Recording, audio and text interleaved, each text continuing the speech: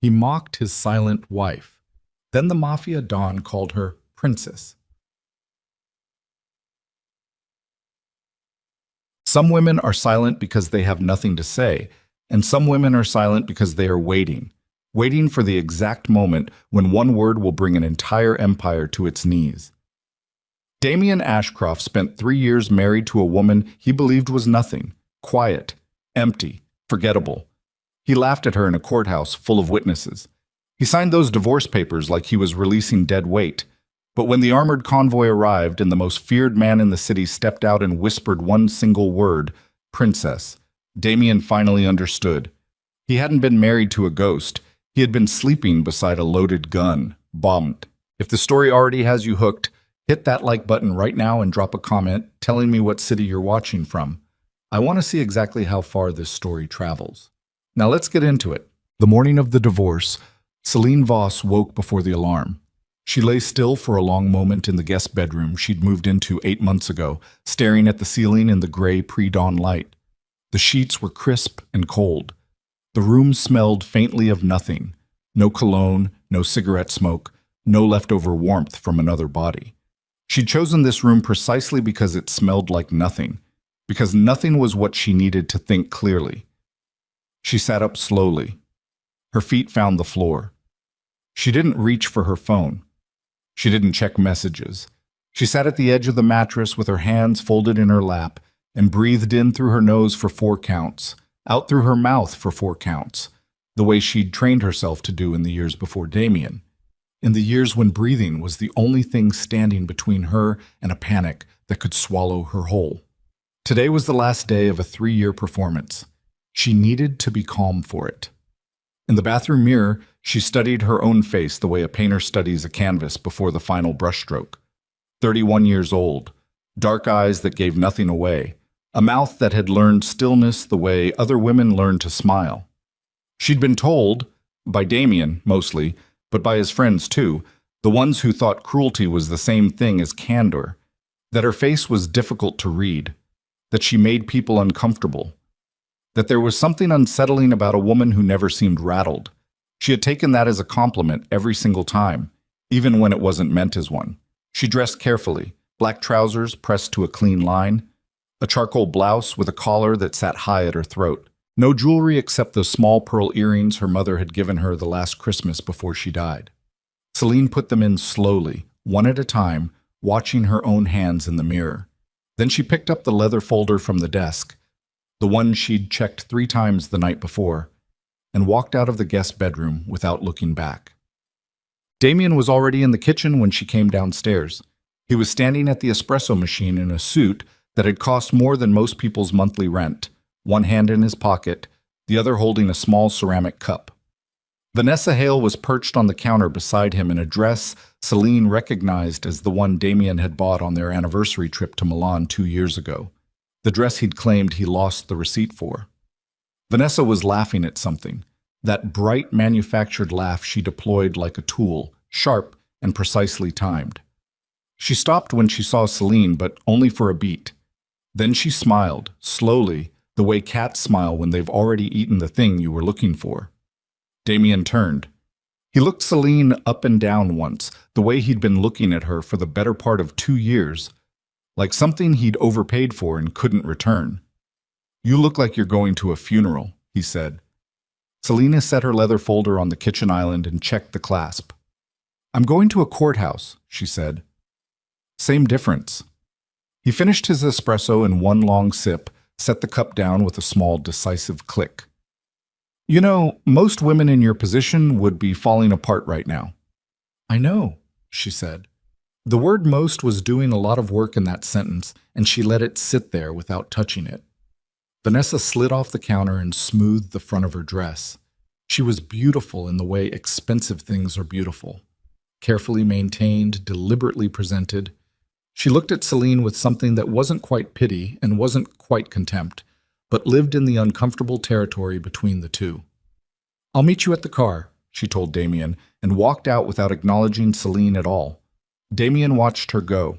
He had the look of a man admiring something he'd recently acquired. Then he turned back to Celine, and the look shifted. the warmth draining out of it like water from a tub. "The lawyers will handle everything," he said. "You don't need to speak unless they ask you a direct question. I've already made sure the settlement terms are clear." He paused. "It's more than fair." "I'm sure it is," Celine said. Something flickered across his face. It might have been irritation. It might have been something closer to discomfort. The discomfort of a man who has rehearsed an argument and finds that his opponent isn't going to show up to have it. "You're not even going to fight me on this, are you?" he said. Not a question. "No," she said. He stared at her for a moment, and in that moment she could see him cycling through his mental inventory of her, searching for the lever that would produce a reaction. The tears, the raised voice, the cracked composure he'd been expecting since he'd filed the papers 6 weeks ago. He'd had his own attorney and 3 mutual friends prepare him for Celine's grief. He had a whole architecture of self-justification built around the certainty that she would be devastated. She was not devastated. She picked up her leather folder and walked past him toward the front door. "Celine." She stopped but didn't turn.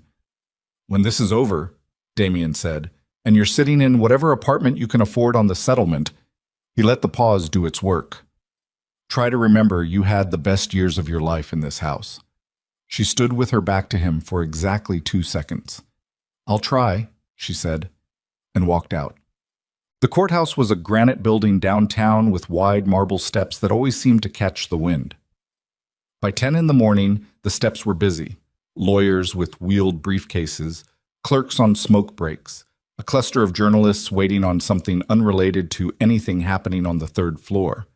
Celine arrived 7 minutes early and stood at the base of the steps with her folder under her arm, watching the traffic move in the street below. The settlement was designed to make her disappear quietly. Damien's attorneys had spent 6 weeks constructing it, enough money to constitute a reasonable payout, structured in a way that would make any challenge expensive and slow. A non-disclosure agreement running 47 pages.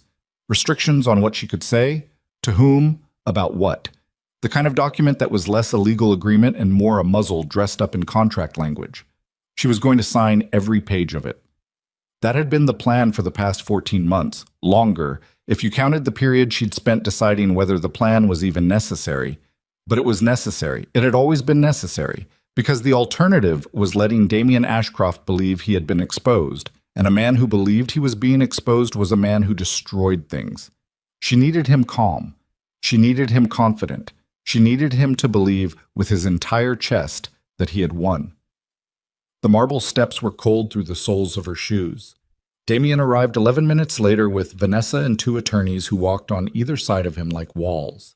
He was smiling, that broad, easy smile he wore in rooms full of people he believed were watching him, which was most rooms.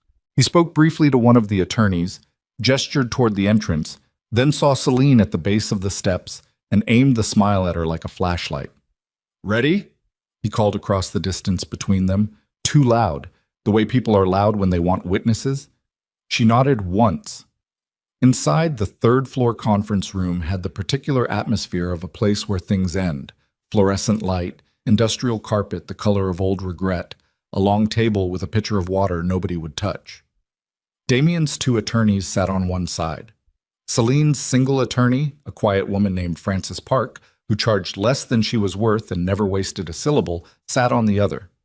Frances had advised Celine early in the process that she could contest the settlement on several grounds, that the NDA had provisions that were arguably unenforceable, that the asset division was structured to obscure the full scope of Damien's holdings. Celine had listened to all of it carefully and then said, "Sign it as written." Frances had looked at her for a long moment across the desk. "Are you sure?" "Yes," Celine had said.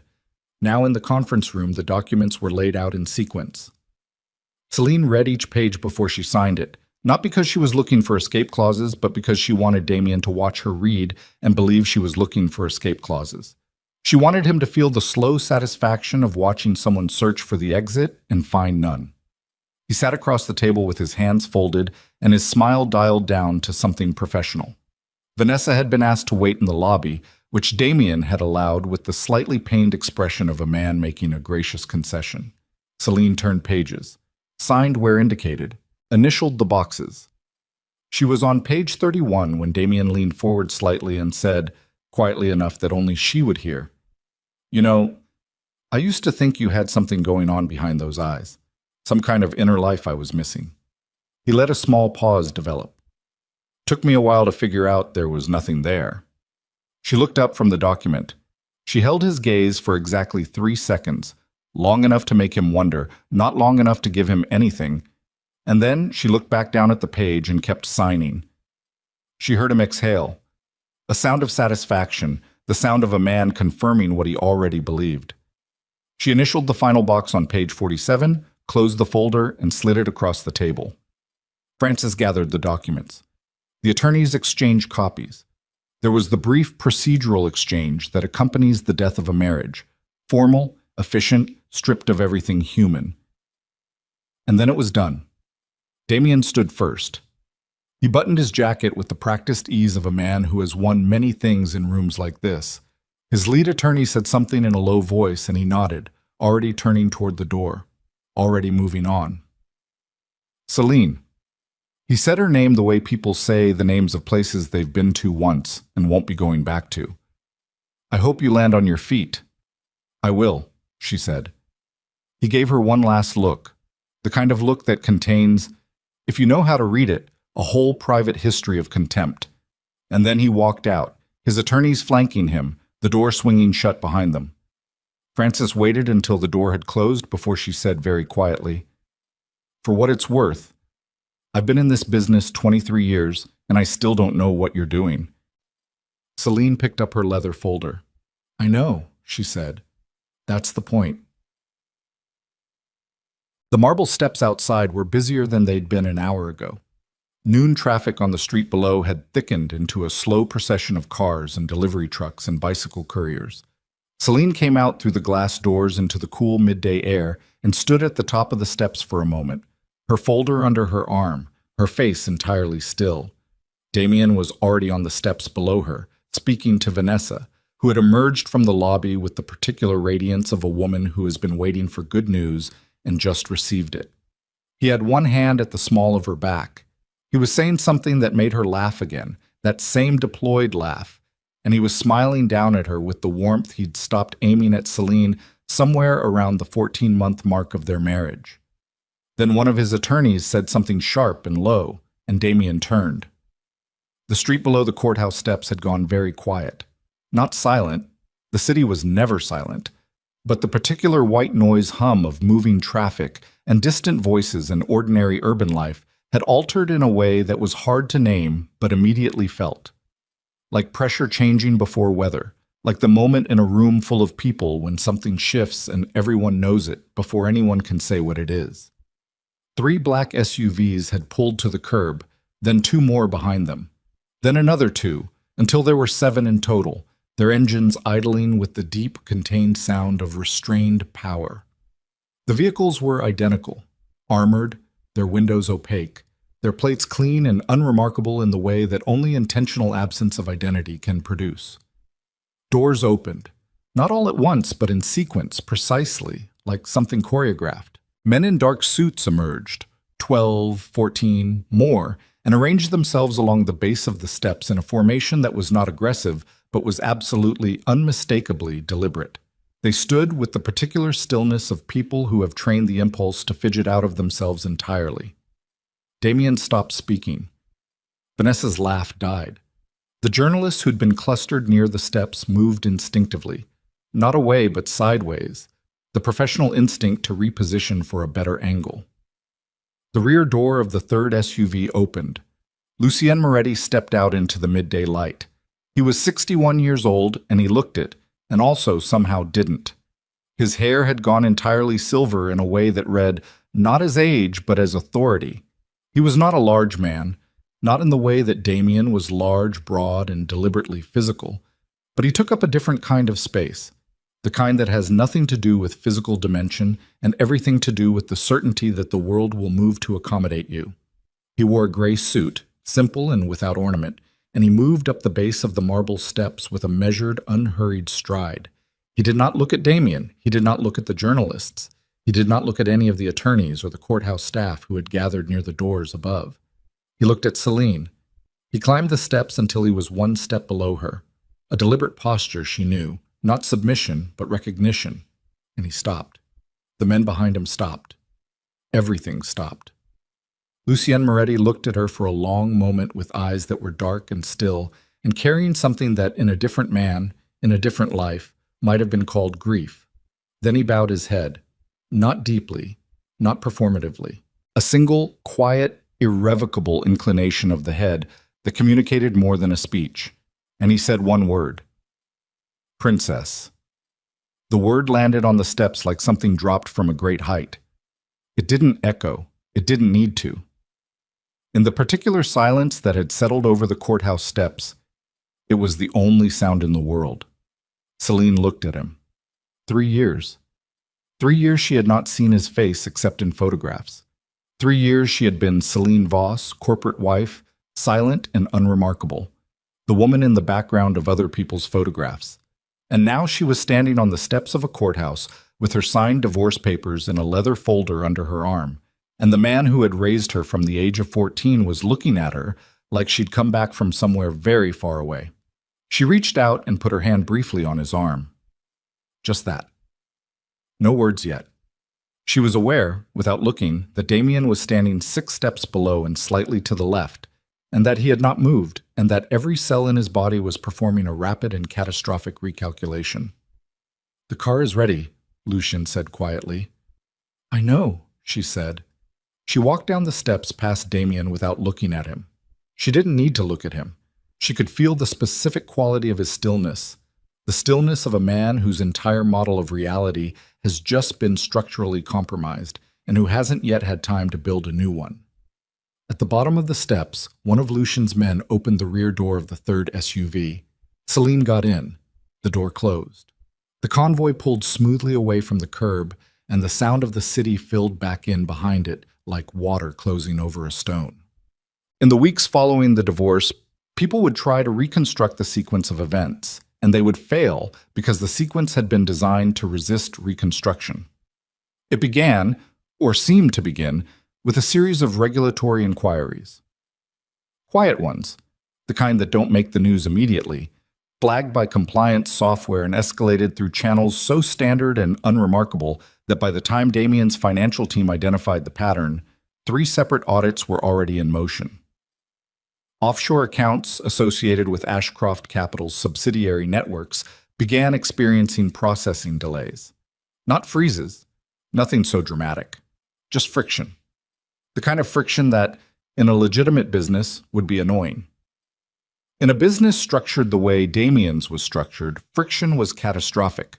He made calls. His calls were not returned. He made different calls. The people who answered said things like, "We need to monitor the situation, and we're keeping all our options on the table," which are the phrases people use when they have already made a decision and don't want to be the one to tell you what it is. His senior financial officer came into his office on a Tuesday morning and closed the door, which was never a good sign. "Someone's moving against us," he said. Damien had not slept well in 5 days. He looked up from a spreadsheet that had stopped making sense 2 hours ago. "Who?" he said. "That's the problem." His CFO sat down across from him without being invited. "I can't find a signature. Whoever's doing this knows exactly how we're structured. Every pressure point. Every dependency. It's like they—" He stopped, started again. "It's like they built the map from the inside." Damien stared at the spreadsheet. From the inside. He thought about 3 years of board dinners where Celine had sat quietly and spoken rarely. About late nights when she'd told him she was reading, and he'd believed her because why would he lie to himself about something so insignificant? About the filing system in his home office that he'd never once thought to question because she was the one who'd organized it, and organized things stayed organized, and you didn't ask who built the mechanism as long as the mechanism worked. He thought about the courthouse steps. The word Princess Landing in the noon air like a stone dropped into still water. His CFO was still talking. Damien heard perhaps 30% of it, because the other 70% of his attention was occupied by a single, very cold, very late-arriving realization. He had spent 3 years married to a woman he'd never once tried to know, a woman he'd dismissed as decoration, as background, as noise at a frequency too low to bother hearing, and she had spent those same 3 years in his house, at his table, beside him in rooms full of people who would later wish they'd paid closer attention. And she had been building something. He just didn't know yet what she'd built. But the feeling sitting in his chest as his CFO talked about regulatory exposure and liquidity risk and the vanishing loyalty of longtime partners, that feeling was the specific, bone-deep cold of a man who has just realized he was never in control of the thing he believed was most his. Outside his office window, the city continued its ordinary business, indifferent to the particular quality of his dread. He picked up his phone. He pulled up Celine's contact. He stared at it for a long moment. Then he put the phone down without calling, because some part of him, the part that had always been better at calculation than he'd given it credit for, already knew that calling her was exactly what she was waiting for. And Damien Ashcroft had not survived this long by giving people what they were waiting for. He just wasn't sure, for the first time in a very long time, whether that instinct was going to save him, or whether it was already too late. The name Matteo De Luca said over Eleanor's landline was not Luciano's. That was the first thing that hit her, the shape of her expectation colliding with the reality, the way you brace for impact and then get hit from a completely different direction. She had assumed Luciano. She had been so certain it was Luciano who had given her blueprint to the rival family that the name Matteo actually said took several seconds to land properly. "Say that again," Serena said. "You heard me. I heard you. Say it again." A pause on the line. Then, with the patience of someone who understood that certain information needed time to be absorbed. Marco Setti. Marco Setti. Luciano's consigliere for 14 years. The man who had sat across from Serena at more family dinners than she could count, who had sent flowers when her mother died, who had once told her with what she had believed was genuine feeling that she was the steadiest person in any room she entered. Marco Setti, who was 60 years old and had 2 daughters and a house in Westchester 3 miles from the property Luciano had just given her in the divorce settlement. "When?" she said. 3 years ago. He came to me. He wanted—" Matteo paused again, and she had the sense he was choosing his words with the care of someone who had learned that precision mattered more than speed. He wanted insurance. He believed Luciano was moving in a direction that would ultimately destroy the organization. He wanted to establish a relationship with my family before that happened. And he gave you my framework as a credential. He gave me your framework as proof that Luciano's strategic success was not Luciano's. Serena turned away from the window. She put her back against the wall of Eleanor's hallway and looked at the ceiling and breathed slowly through her nose. "He's been feeding you information for 3 years," she said, "selectively, and not always accurately. Marco Setti is a man with divided loyalties, which means his information is always filtered through whatever he believes will best serve his own survival." "So you don't trust him?" "I don't trust anyone who comes to me with a gift that valuable without a transparent motive, but I verified the framework independently. It took my analysts 8 months to fully understand it." Another pause, and this time she could hear something shift in his tone, something that was neither warm nor cold, but had a different quality. Something almost collegial. "It is genuinely extraordinary work, Serena. I want you to know that I understood, the moment my people confirmed its authorship, what it meant that your name was nowhere on it." She said nothing for a moment. "Where do you want to meet?" she said. "Tonight, if you're willing. I'll send an address." "Send it to this number."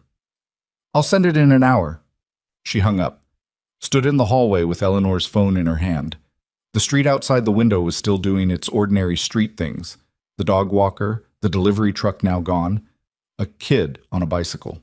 Everything moving at its own pace, indifferent to the fact that 12 hours ago she had been the wife of the most powerful criminal organization head on the East Coast, and was now standing in borrowed clothes in a borrowed hallway, holding borrowed information that was beginning to feel like something far heavier than she had expected. Eleanor appeared in the doorway. "Well," she said, "Marco Setti." Eleanor was quiet for a moment, then, "The consigliere." "He's been working both sides for 3 years. He gave De Luca my 2014 framework as an opening credential." Eleanor sat down on the bench beside the coat rack and folded her hands in her lap and looked at the floor. She was doing the thing she always did when information required organizing, not speaking, not reacting, just processing with the systematic deliberateness of someone who had spent 4 decades turning complicated facts into usable arguments. If Seti has been feeding DeLuca information for 3 years, Eleanor said, and if your divorce was timed to something Luciano is currently executing, then Seti knows what Luciano is executing, Serena said, and DeLuca knows what Luciano is executing, and I'm the only person in this equation who doesn't. Not anymore. Not anymore. Eleanor looked up. You're going to meet him. Tonight.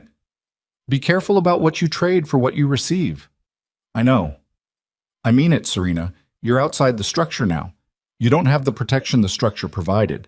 If DeLuca decides you're more useful as a piece of leverage than as an ally, then I become leverage, Serena said, but I don't think that's what this is.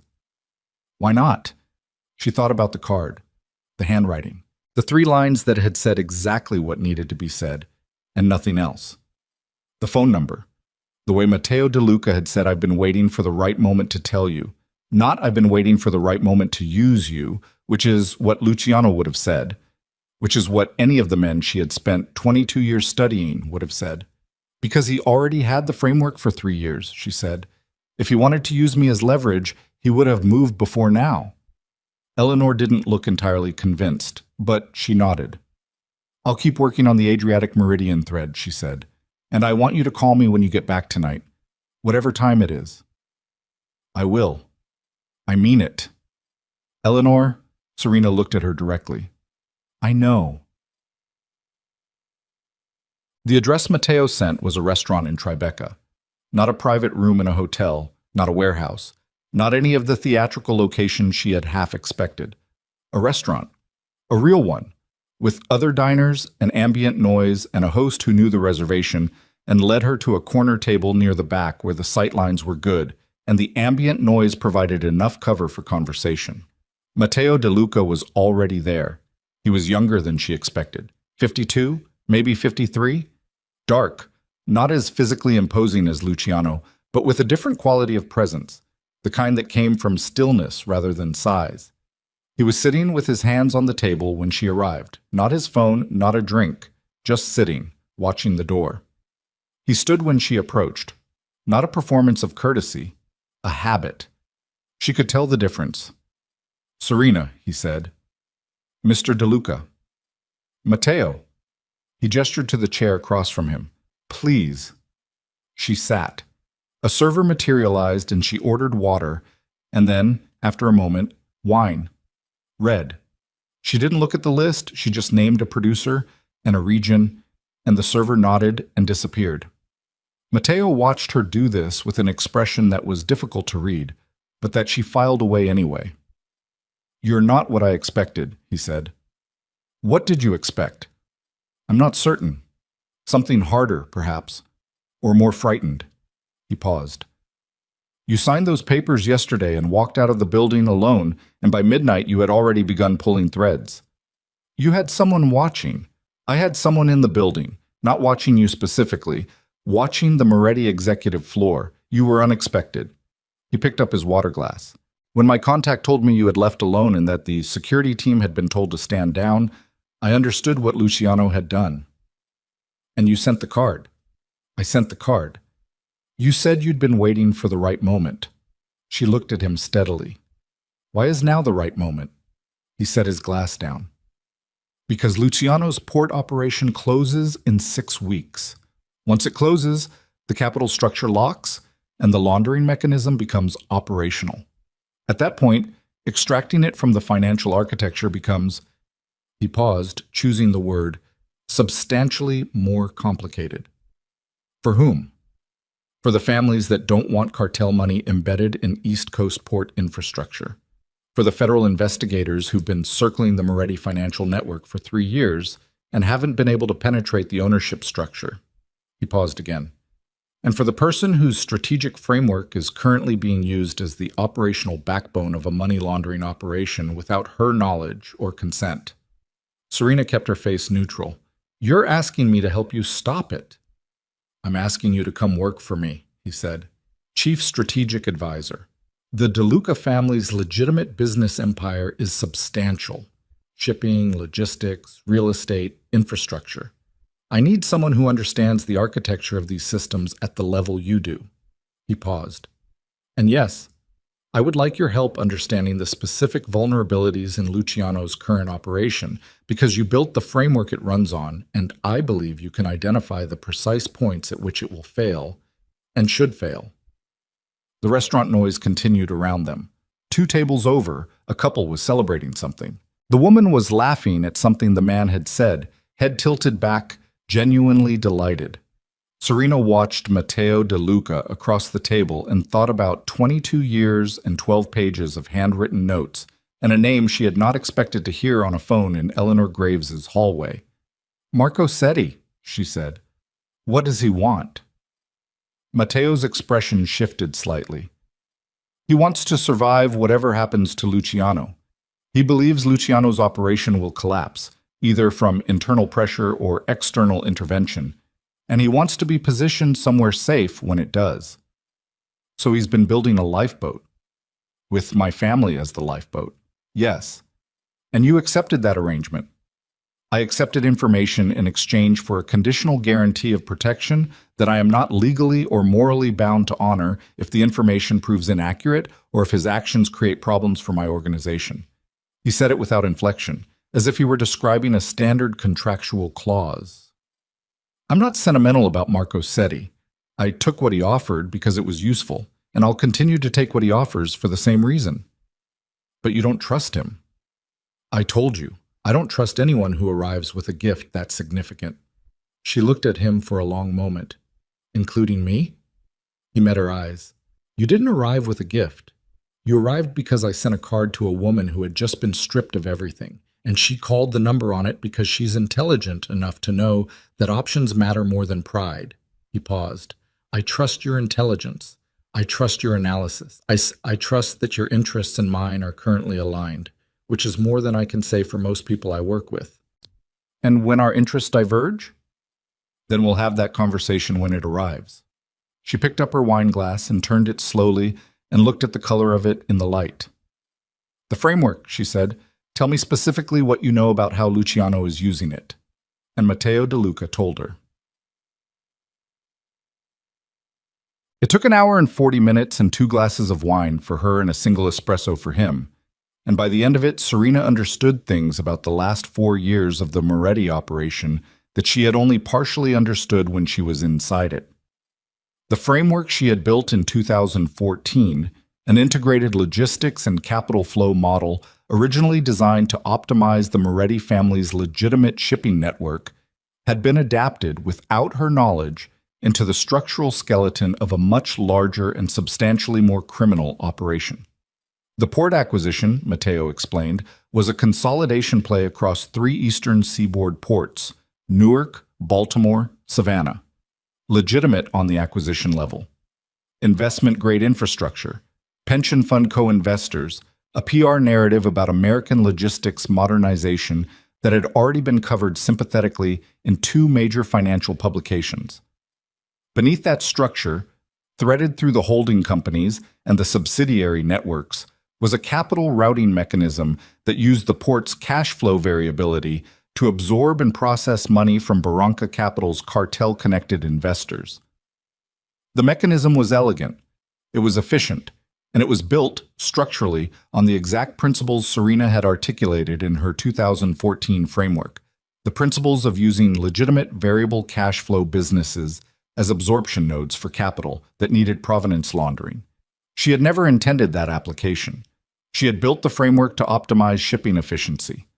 But the underlying architecture was adaptable, and Luciano, or more precisely, the people Luciano had hired to execute this, had adapted it. He didn't understand it fully, she said, almost to herself. He never understood the mechanics. He understood the outputs. Correct, Matteo said. Which is why the implementation has 3 structural vulnerabilities that any competent analyst would have caught during the build phase. She looked up. Show me. He reached into his jacket and produced a folded document. A single page, dense with numbers and organizational chart fragments, clearly a copy of something larger. He placed it on the table between them, and she leaned forward. She looked at it for 2 minutes without speaking. Here, she said, pointing at a capital routing node between the Newark holding structure and the Barranca feeder vehicle. This flow assumes stable quarterly variance, but port cash flow isn't stable quarterly. It cycles on a 7 to 9 week lag relative to shipping contract settlements. If you stress test this node during a lag cycle, the absorption capacity drops by 60%, and the surplus capital has nowhere to go within the structure. Which means it surfaces. Which means it surfaces in a form that's visible to anyone running a standard anti-money laundering screen on the feeder vehicle's banking relationships. She straightened. This would have been caught in the build phase. By me. If I had been involved. But you weren't. But I wasn't. She folded the paper and slid it back to him. He built an operation on my framework without my involvement and introduced errors that the framework was specifically designed to prevent. She was quiet for a moment. That's almost elegant in how stupid it is. Something that might have been amusement moved briefly across Matteo De Luca's face. He needed the framework to establish credibility with the Barranca investors. They'd heard about the Moretti family's logistics precision, your precision, and they wanted that applied to their capital routing. Luciano told them he could deliver it. Without me. Without you. She was quiet for a long moment. When did he know the operation had vulnerabilities? 8 months ago, Matteo said. His internal analysts finally ran the stress test you just described and identified the same node failure. They've been trying to patch it since then. He paused. They haven't been able to, because fixing it requires understanding the architectural principles behind the original framework, and none of them have access to those principles. Because I have access to those principles. Because you are the principles. The restaurant noise continued around them. Somewhere across the room, a phone rang and was quickly silenced. The celebrating couple at the nearby table called for their check. Serena picked up her wine glass and finished what was left in it and set it down and looked at the tablecloth for a moment and then looked back up at Matteo De Luca. The divorce wasn't about the other woman, she said. No.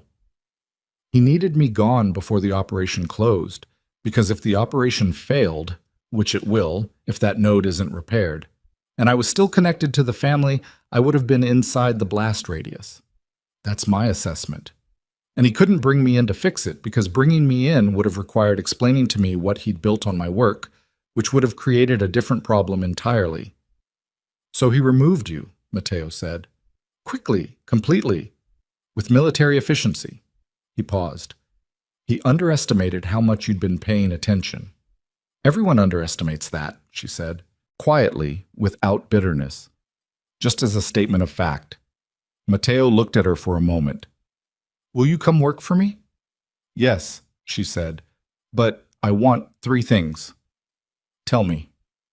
First, I want access to every document your organization has received from Marco Setti, every communication, every piece of intelligence, every financial detail. I want to understand the full picture of what he's been selling you and verify its accuracy against what I know. Done. Second, I want to work as an advisor, not as an employee. I set my own hours, I operate independently. I report to you directly and only to you. No intermediaries, no handlers, no security detail assigned to monitor my movements. A pause. That's a security risk. It's my condition. Another pause. Done. Third. She looked at him steadily. When this is over, when Luciano's operation collapses and the federal investigation runs its course, I want formal documented acknowledgement that the 2014 strategic framework originated with me. Not from Luciano. Not from the Moretti organization. From me. Matteo was quiet for a long moment. That's not something I can produce directly. I wasn't the one who used it without attribution. I know, but you have 3 years of communications with Marco Setti that establish the framework's true origin. I want those preserved and available. He studied her. You're thinking past the immediate situation. I'm always thinking past the immediate situation. He nodded slowly. Done. They shook hands across the dinner table in a Tribeca restaurant while the kitchen noise drifted from the back and the celebrating couple pulled on their coats nearby, and Serena felt the particular weight of a decision that cannot be walked back settling into her chest like ballast. She had just aligned herself with the Moretti family's greatest rival. There was no version of what she had just agreed to that Luciano would interpret as anything other than a declaration of war. She started the following Monday. The DeLuca family's legitimate business operation ran out of a converted warehouse building in Long Island City that had been renovated with the kind of restrained, expensive taste that communicated seriousness without ostentation. Open floor plan, natural light, conference rooms with glass walls. An atmosphere that was, she noted immediately, almost entirely unlike the Moretti Global Holdings Tower.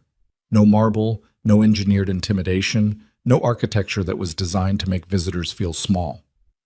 Matteo introduced her to his senior advisors in a single meeting, 6 people around a conference table. She shook 6 hands and said 6 names back to the people they belonged to as she shook them, and watched 6 faces calibrate their initial assessment of her. She recognized the calibration. She had been calibrated by rooms full of men for 22 years. She knew what it looked like, and she knew, with the particular efficiency of someone who had spent 2 decades in this specific environment, how to respond to it. She didn't respond to it. She sat down and opened the folder of materials Matteo's team had prepared and started asking questions. Precise questions.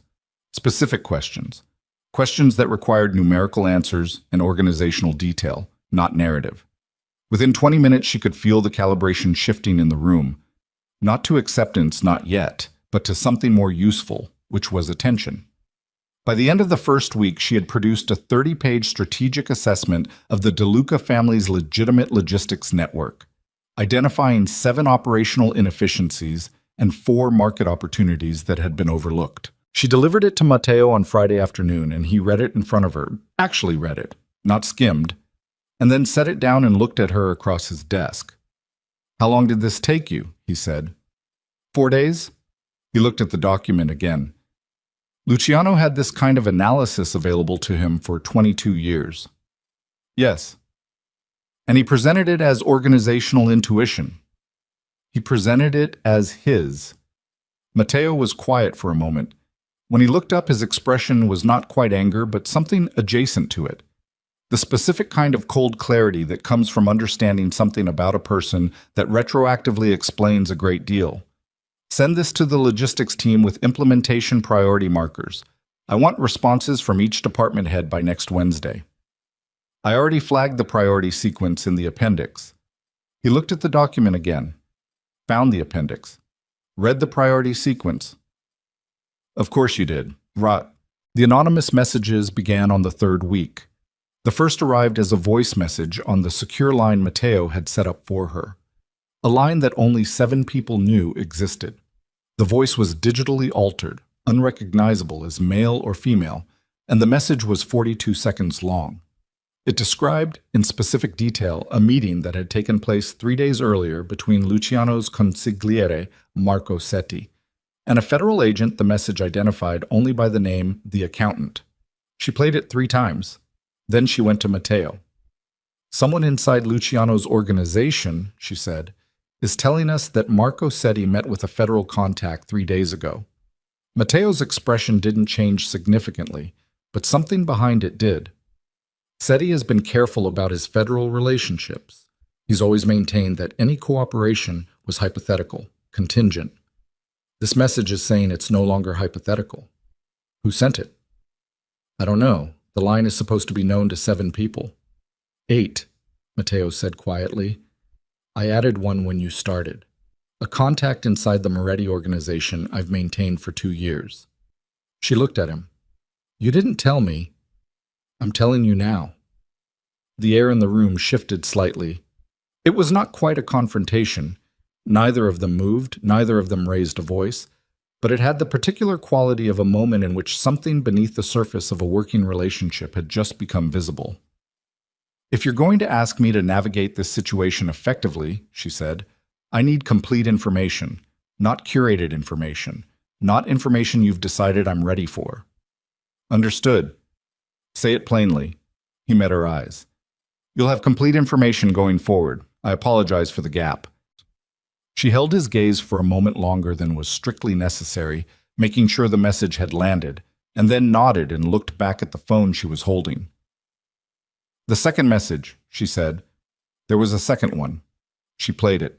This one was shorter, 21 seconds, and described something that made her go very still when she heard it. It described a conversation that had taken place the previous evening in the Moretti family's private dining room. A conversation between Luciano and two men, the message identified as senior representatives of the Barranca Capital Group. A conversation in which Luciano had told the Barranca representatives that the structural vulnerability in the capital routing mechanism had been identified and that the architect of the original framework had been neutralized and removed from the equation. He had told the cartel's investors that he had handled the problem. He had told them the operation was secure. And in 6 weeks, when the port acquisition closed and the capital routing mechanism went live, they were going to discover that it wasn't. He lied to them, Matteo said. He told them what he needed to tell them to keep the deal alive, she said. He needs the deal to close because the Moretti family needs the capital commitment from Barranca. If he goes to them and says there's a structural problem he can't fix, they pull out. The whole acquisition collapses. And everything Luciano has built on that foundation collapses with it. So he's buying time. 6 weeks of time. And then her phone buzzed. Not Matteo's secure line, her personal phone, which she had bought new and registered under Eleanor's name. Only Eleanor had this number. She looked at the screen. A text message, 4 words. He knows where you are. She showed the screen to Matteo. He read it. His jaw tightened slightly. The first physical sign of stress she had seen from him. He stood up from behind his desk and moved to the window and looked out at the street below for a moment, with his hands in his pockets and his back to her. How? She said. SETI. He didn't turn around. If SETI is moving toward federal cooperation, he's also trying to demonstrate value. One way to demonstrate value to Luciano, to maintain his position while he decides which direction to fall, is to tell Luciano things Luciano wants to know. Like where I am. Like where you are. She looked at the text again. Eleanor was frightened enough to break protocol and text rather than call. That told her something about how immediate Eleanor believed the threat to be. She called Eleanor. It rang once and Eleanor picked up. What happened? Serena said. A man came to the building 40 minutes ago. Eleanor's voice was controlled but tight around the edges. He didn't come to my door. He stood on the sidewalk across the street and took photographs. I recognized him. He worked security for the Moretti family. I saw him twice at events I attended with you. Did he see you notice him? No, I watched from the upstairs window. Pack what you need for a week and go to your daughter's house. Don't tell anyone else where you're going. Go now. Serena, Eleanor, now, please. A pause. All right. She hung up. She looked at Matteo, who had turned back from the window and was watching her with the steady attention of someone who has just received confirmation of a threat they had been aware of but hoping to avoid. The Westchester property, she said. The one from the divorce settlement. Luciano gave it to me. Yes. He gave it to me knowing I couldn't access my accounts, knowing I'd have nowhere else to go after the penthouse was locked. She stopped. He expected me to go to Westchester. He expected me to be contained there, isolated, financially dependent on the settlement timeline, visible to whatever surveillance he placed on the property. But you didn't go to Westchester. I went to Eleanor. She was thinking through it as she spoke, the way she always thought through structural problems, following the logic of the architecture, identifying the points at which the design revealed its intention. He didn't expect Eleanor. She wasn't in his calculation. But SETI knew about Eleanor. SETI knows about everyone. He was consigliere for 14 years. She felt something cold and specific move through her chest. Not fear, exactly, but the feeling of a board being cleared, the feeling of pieces being removed from a game that was still being played. SETI told Luciano about Eleanor. Luciano sent someone to photograph the building. She paused. He's not trying to hurt me. You sound certain. If he wanted to hurt me, I'd already be hurt. He's trying to locate me.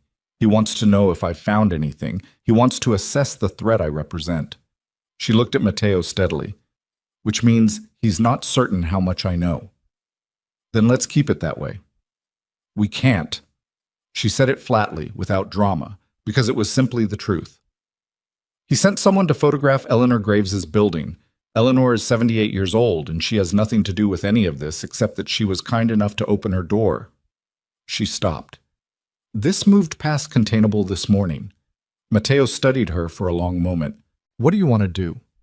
She thought about the 12 pages of notes, the Adriatic Meridian thread, the structural vulnerability in the capital routing node, Marco Setti meeting with federal contacts while simultaneously feeding location intelligence to Luciano, the Barranca representatives being told the problem was handled, the port acquisition closing in 6 weeks.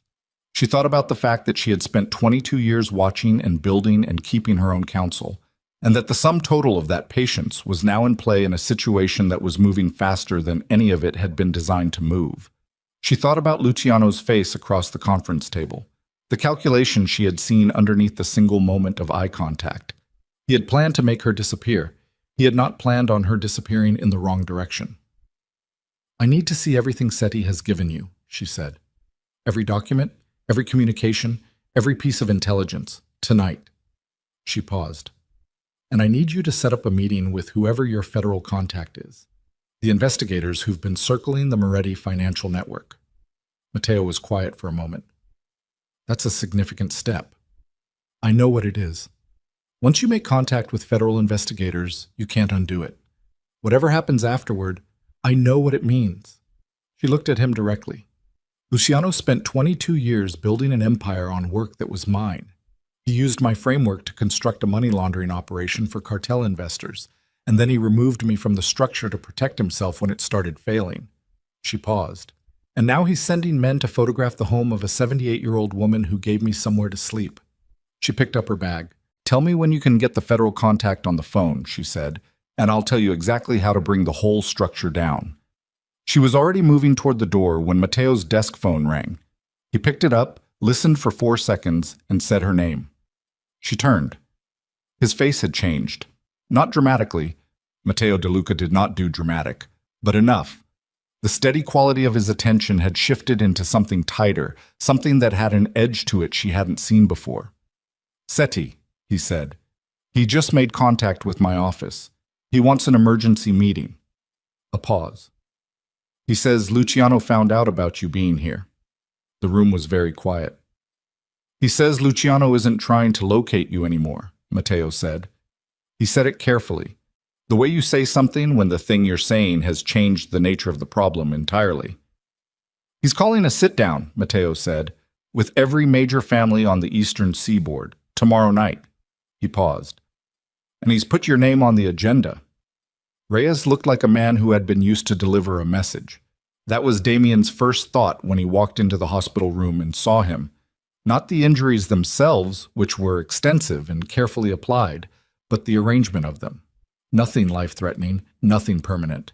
Every bruise and cut positioned to be visible, to be read, to communicate exactly what the sender intended to communicate. "I can reach anyone. I reached him. You're next or you're not, depending on what you do in the next 24 hours. Reyes was propped against the elevated back of the hospital bed, with the specific exhaustion of a man who has been frightened out of a dimension of himself he didn't know he had. His left eye was swollen mostly shut. His right hand was wrapped from the wrist to the middle knuckle. He tracked Damien's entrance with his one open eye and said nothing while Marcus stayed outside the door. Damien pulled the chair from the corner of the room and sat. He didn't say anything either for a moment.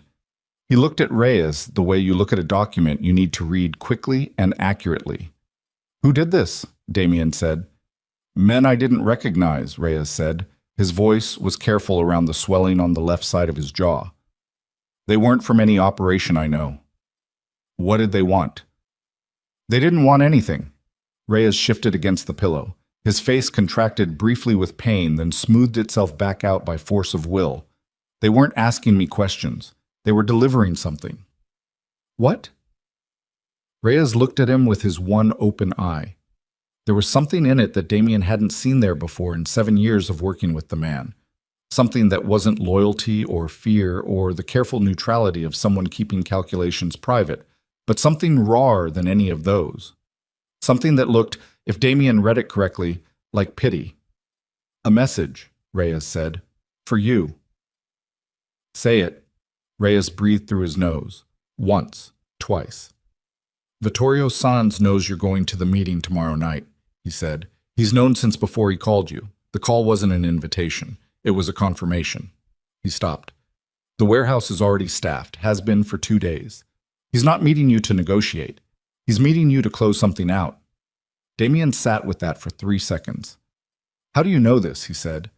"Because the men who did this—" Reyes gestured at his face with his wrapped hand, a short, economical gesture. "Told me to tell you, specifically.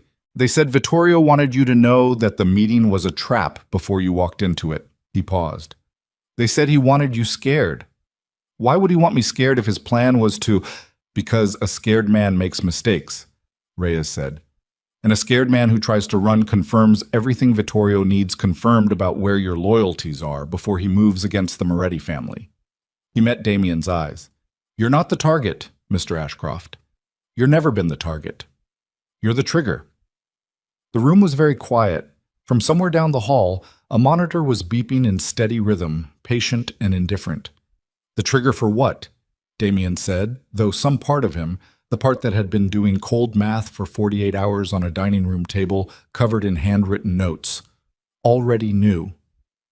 "A war," Reyes said simply, "between the Moretti family and every other major organization in the territory.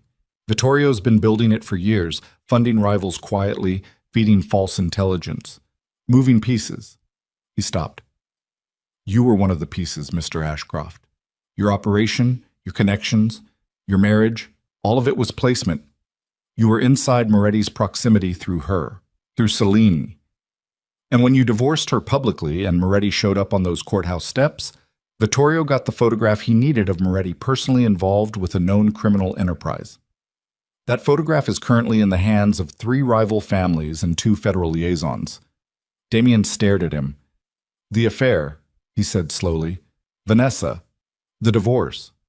Engineered," Reyes said. "Not by Celine, not by you. The introduction was arranged. The timing was managed. You were given every reason to stray, and every reason to believe straying was your own idea." He paused. "I'm sorry. I knew parts of it. Not all. Not enough to—" He stopped. "I should have told you sooner." Damien stood up. He moved to the window. Outside, the city was doing its nighttime business. Lights moving, traffic thinning, the ordinary metabolism of a place that didn't know or care what was being dismantled inside it. He thought about Vanessa's face in the restaurant on Mercer. Be careful. The memory card sitting in his breast pocket with photographs of Celine's handwriting on a routing schema. He thought about Celine's face on the courthouse steps. The absolute stillness of it, the quality of a woman who had been waiting for something and had just watched it arrive on schedule. He turned back to Reyes. "Does Celine know," he said, "about Vittorio, about what he built?" Reyes looked at him for a long moment. "I think," he said carefully, "that Celine has known about Vittorio Sans for considerably longer than either of us has." He didn't go back to the apartment.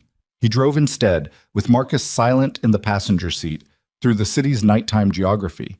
Not toward anything, just through it, the movement itself serving the function that stillness couldn't. His mind was doing something he recognized from the early years, before the money and the power and the accumulated certainty that he was the smartest person in most rooms he entered. It was running very fast and very cold, stripping variables, discarding assumptions, looking for the load-bearing walls in a structure that had just shown itself to be built on a different foundation than he'd believed. Vittorio Sans had been running an operation for years, how many years was still unclear, that used Damien as a proximity device, a way to stay close to the Moretti orbit without being visibly close. If you wanted to watch a family, you planted someone near them. If you wanted to eventually destroy a family, you planted someone inside their trust, then manufactured a public incident that tied Moretti's name to criminal exposure, then handed the evidence to his enemies. Celine had been the plant, Damien had been the host, and the divorce The public, courthouse steps divorce with Lucien Moretti arriving in a 7-car convoy and bowing his head and saying that word had been the photograph.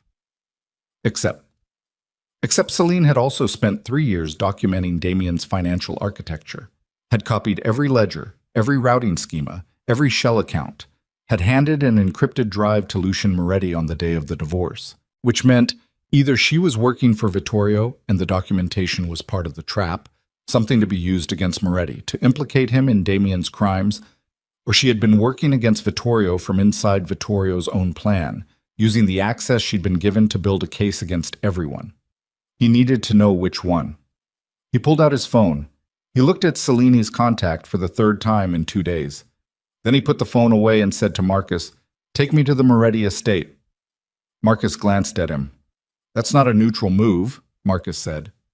"No," Damien agreed. "It's not."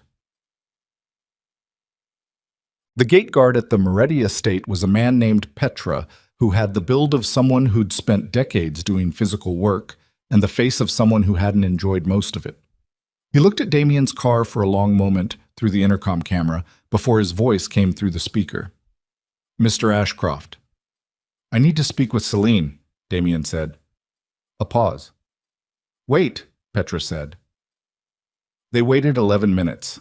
Damien counted them. At the end of 11 minutes, the gate opened.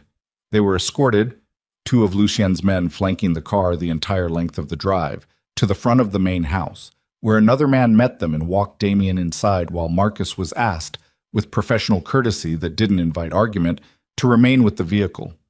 Damien was taken not to the study, but to a smaller room off the main hall. A sitting room, functional and undecorated, the kind of room used for conversations that weren't expected to last long. He was left there alone for 4 minutes. Celine came in without knocking. She was in different clothes than she'd been in that morning, dark trousers again, a loose gray shirt, her hair pulled back. She looked like someone who had been working, which she probably had. She looked at him, the way she'd looked at him across the conference room table when he'd told her there was nothing behind her eyes.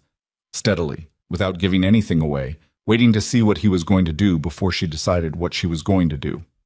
She didn't sit. He didn't either. "Vittorio Sans," he said. Her expression didn't change. Not a flicker. "You know," she said, "I know parts of it." He moved to the center of the room. "I need to know if you're working with him or against him. Because right now, from where I'm standing, the evidence goes both ways." "What evidence?" she said. "The routing schema. In your handwriting, found in the house 8 months ago." Something moved in her face then.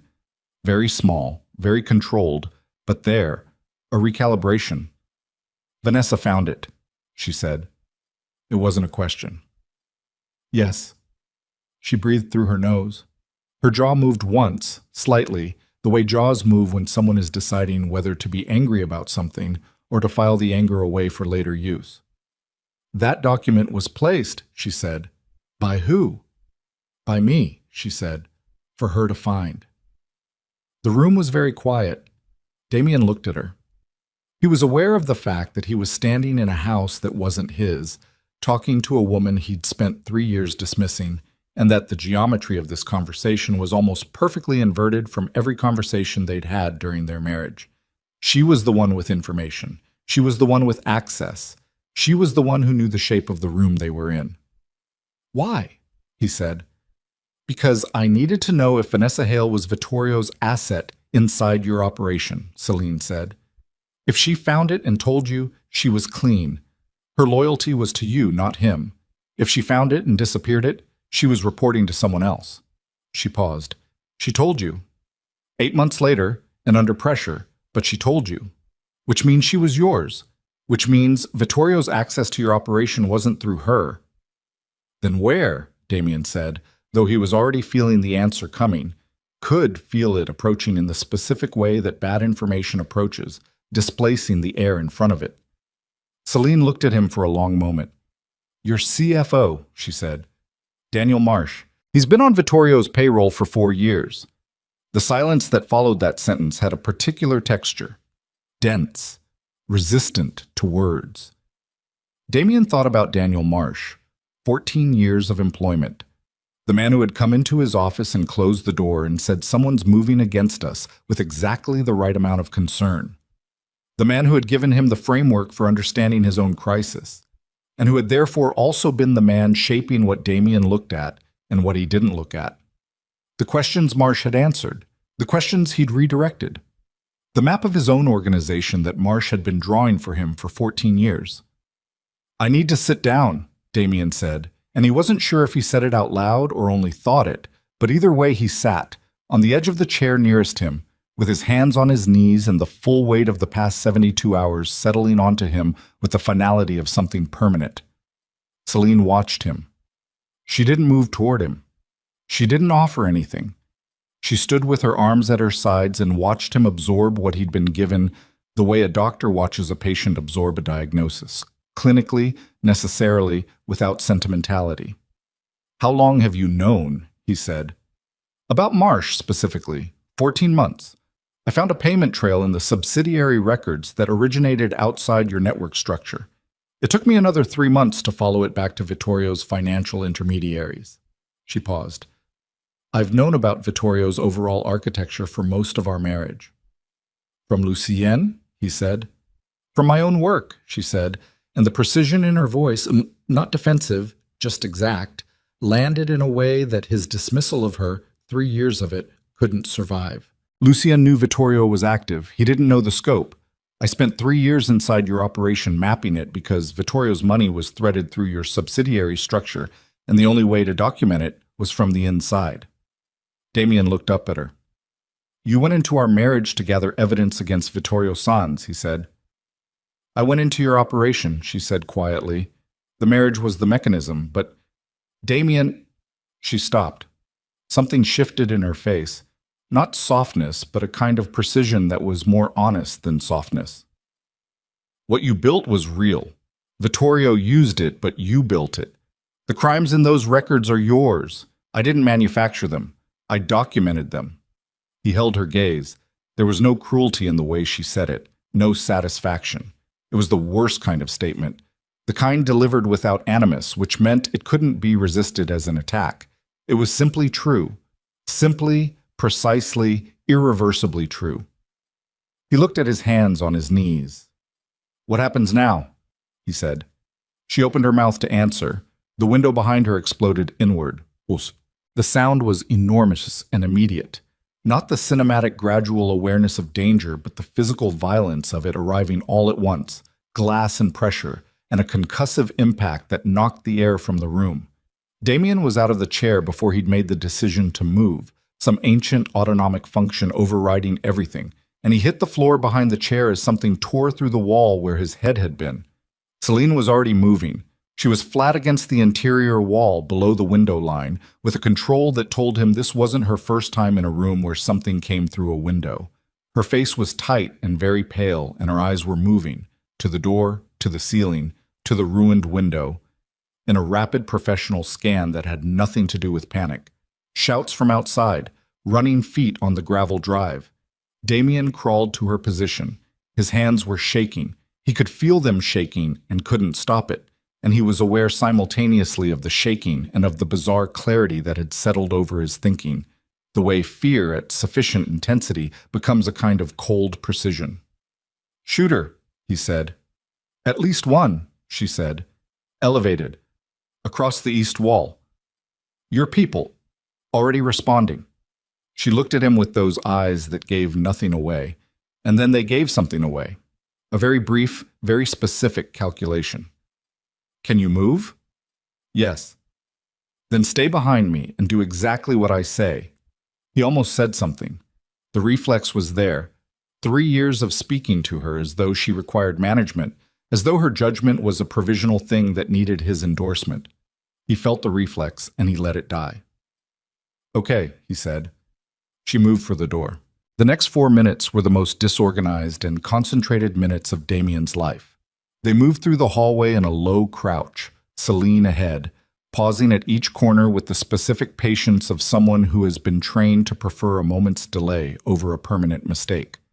Twice she stopped him with a hand flat against his chest, and they waited, pressed against interior walls while running feet passed on the other side. Lucian's men were moving in organized patterns outside. Damien could hear it through the walls, the coordinated quality of the response. Nothing frantic. But there were other sounds too, less organized, and those were the ones that kept the cold running through the center of his chest. They reached a room at the back of the house, a utility room, low-ceilinged, smelling of cleaning supplies, and Celine closed the door and set her back against it and finally breathed, fully, the breath of someone who had been rationing their breathing for 4 minutes. Damien stood in the middle of the room and looked at his shaking hands. "Vittorio's people," he said. "Yes," she said. "They came early, before the meeting." "They were never going to wait for the meeting," she said. "The meeting was for you. This—" She gestured at the ceiling, at the sounds coming through the walls. "This was always the plan, tonight, while I'm here, while Lucian's attention is on securing you." He looked at her. "They're not here for me," he said. "No," she said. "They're here for you." She held his gaze and didn't answer, and that was an answer. He thought about what Reyes had told him. You're the trigger, the public divorce, the courthouse steps. The photograph of Lucian Moretti bowing his head to a woman who was, by now, documented in the hands of his enemies as an intelligence asset operating inside a criminal enterprise. The picture that made Lucian look exposed, vulnerable. The picture that gave every rival family the opening they'd been denied for 40 years. If Celine died tonight inside Lucian's estate, it was war. Immediate and total, and fought on terms that Vittorio had spent years selecting. "He needs you dead," Damien said. "Not because of the evidence you have, because of what your death starts." "Yes," she said. "And the evidence you have, the drive you gave Lucian, is copied," she said, "in 3 locations. But Vittorio knows that. He doesn't need to stop the evidence. He needs the war to start before the evidence can be deployed. Because once the families are fighting each other, nobody's examining his financial records." She paused. "He needs this to happen tonight." Damien stood in the middle of the utility room with the smell of cleaning supplies and the sound of organized violence outside, and looked at Celine Voss, at the woman he had dismissed for 3 years, had mocked in a courthouse, had believed was empty, and felt the specific, irreversible sensation of a man arriving, very late, at a true understanding. "Where's the evidence deployed from?" he said. She looked at him carefully. "Why?" she said. "Because if we can get it out before the shooting stops," he said, "before Vittorio can frame tonight as a Moretti aggression, if every family gets the full financial record simultaneously, his coalition fractures," she said. "Can you do it from here?" She was quiet for 2 seconds. 3. Her eyes were moving again, running the calculation. And he was aware, watching her do it, that she was running a calculation that had many more variables than his, that she was seeing a board he still only partially understood. "There's a secure terminal in the East Annex," she said, "Lucian's communications center. If it's still intact and we can reach it," a sound from outside, very close, not running feet, something lower, something that came through the wall as vibration rather than noise. Celine's head came up sharply. She moved to the door and pressed her ear against it and went perfectly, absolutely still. Then she turned back to him with an expression he hadn't seen on her face before. Not fear. She didn't appear to have a ready relationship with fear. Something more precise than fear. The expression of a woman who has just identified the exact worst-case variable. "There's someone in the house," she said. "Not Lucien's people." He understood that from her face without needing her to say it. "How many?" he said. "I don't know." She looked at the door, at him, at the door again. "The East Annex is through the main corridor. If they're between us and the terminal, then we go through them," Damien said. She looked at him.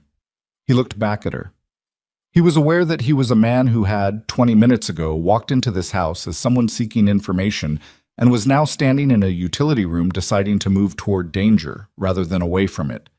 And that this decision was not complicated, and that the lack of complication was itself something new, something that had arrived without announcement in the past 4 minutes of cold fear and was now simply present, like a change in weather.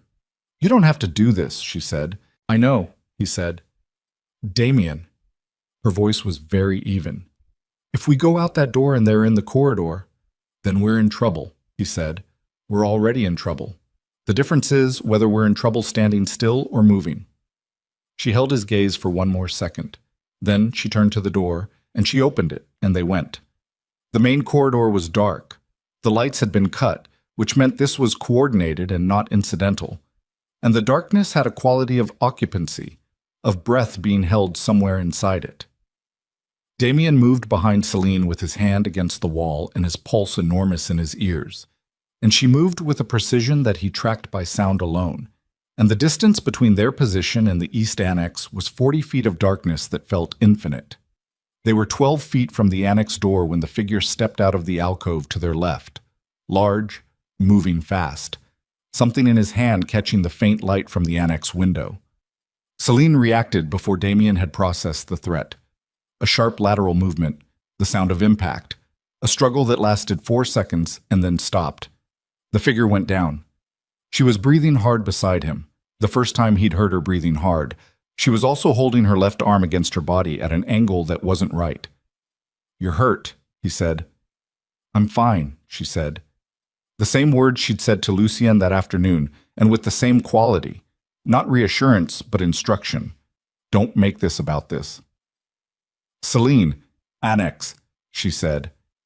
"Now." He pushed the door open. The terminal was active, the screen casting pale blue light across the room, which meant the backup power was holding. She moved to it immediately, her right hand moving across the keyboard, while her left arm stayed pressed against her side, and he stood behind her and watched the door and felt the particular texture of this moment, the absurdity of it and the gravity of it simultaneously. The fact that everything that happened next depended on a woman typing with one working arm in a darkened room, while the estate she'd grown up in was being systematically breached around her. "How long?" he said. 3 minutes, she said. "Maybe 4. "We don't have 4. "Then watch the door," she said, and her voice was so absolutely calm that it made the back of his neck tighten, because that kind of calm isn't the absence of fear. It's what's left when everything except the immediate task has been stripped away. He watched the door. He heard footsteps in the corridor. More than one set this time, coming toward them. He looked at Celine's back, at her hand moving across the keyboard, at the blue light on her face showing him an expression of absolute focused concentration, and he thought about standing on a courthouse step and laughing, and about all the versions of what a person is that you can miss when you decide, without evidence, that you already know. The footsteps stopped outside the door. The handle moved. Damien put his shoulder against the door and held it, and felt the pressure from the other side. Substantial, organized, the pressure of people who were going to come through this door and who were not going to be stopped by one man's body weight. And he looked back at Celine and said her name once, low and urgent, and she said without looking up, 10 more seconds. The door moved against him. He pushed back. 9 seconds? 8. The door burst inward and Damien went with it, off balance, and the corridor rushed into the room in the form of 2 men who were large and fast and had the specific efficiency of people for whom this was professional rather than personal, and the room became a place of violent motion and the sound of impact and the sound of Celine's voice saying one word, "Done." And then the lights came back on. All of them.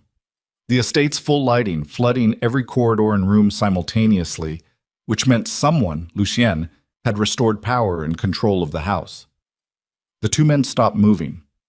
In the sudden comprehensive light, Damien could see their faces, and he could see the moment they recognized that the advantage they'd had in darkness was gone, and he could see the very brief, very specific recalculation happening in their eyes. From somewhere in the house, Lucien's voice carried down the corridor, not shouting, but pitched to travel. "Stand down!" Not to his own men, to them. The 2 men looked at each other. They looked at Celine standing at the terminal with her left arm held close and the transmission bar on the screen reading 100% complete.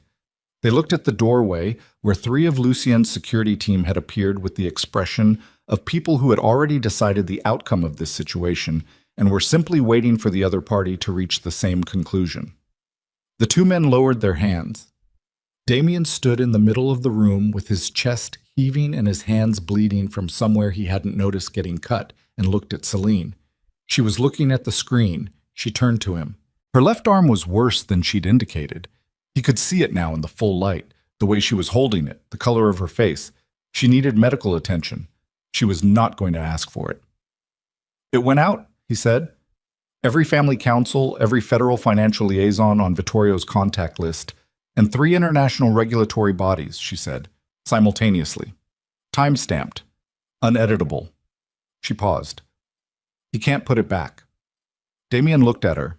This woman who had walked into his life and his operation and his marriage as a mechanism and had stayed as something more complicated, and who was standing in front of him now with a damaged arm and blue light on her face, looking at him with the particular expression of someone who has completed a very long and very costly piece of work and is finally, at enormous price, done. He opened his mouth. The window on the far wall shattered. Not gunfire this time, impact. Someone coming through it.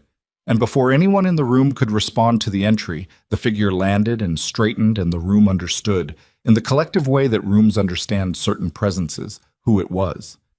Vittorio Sans was 64 years old and looked nothing like what Damien had expected, which was the point.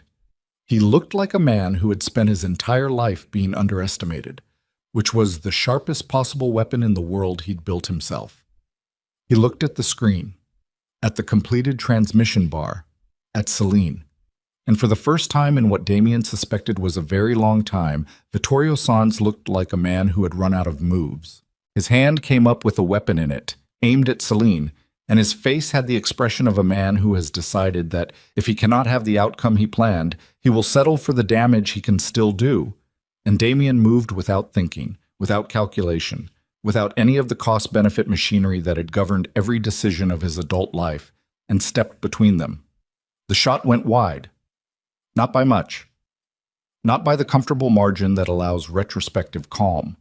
It went wide by the distance of Damien's shoulder, intersecting with Vittorio's aim in the half-second between the decision and the discharge.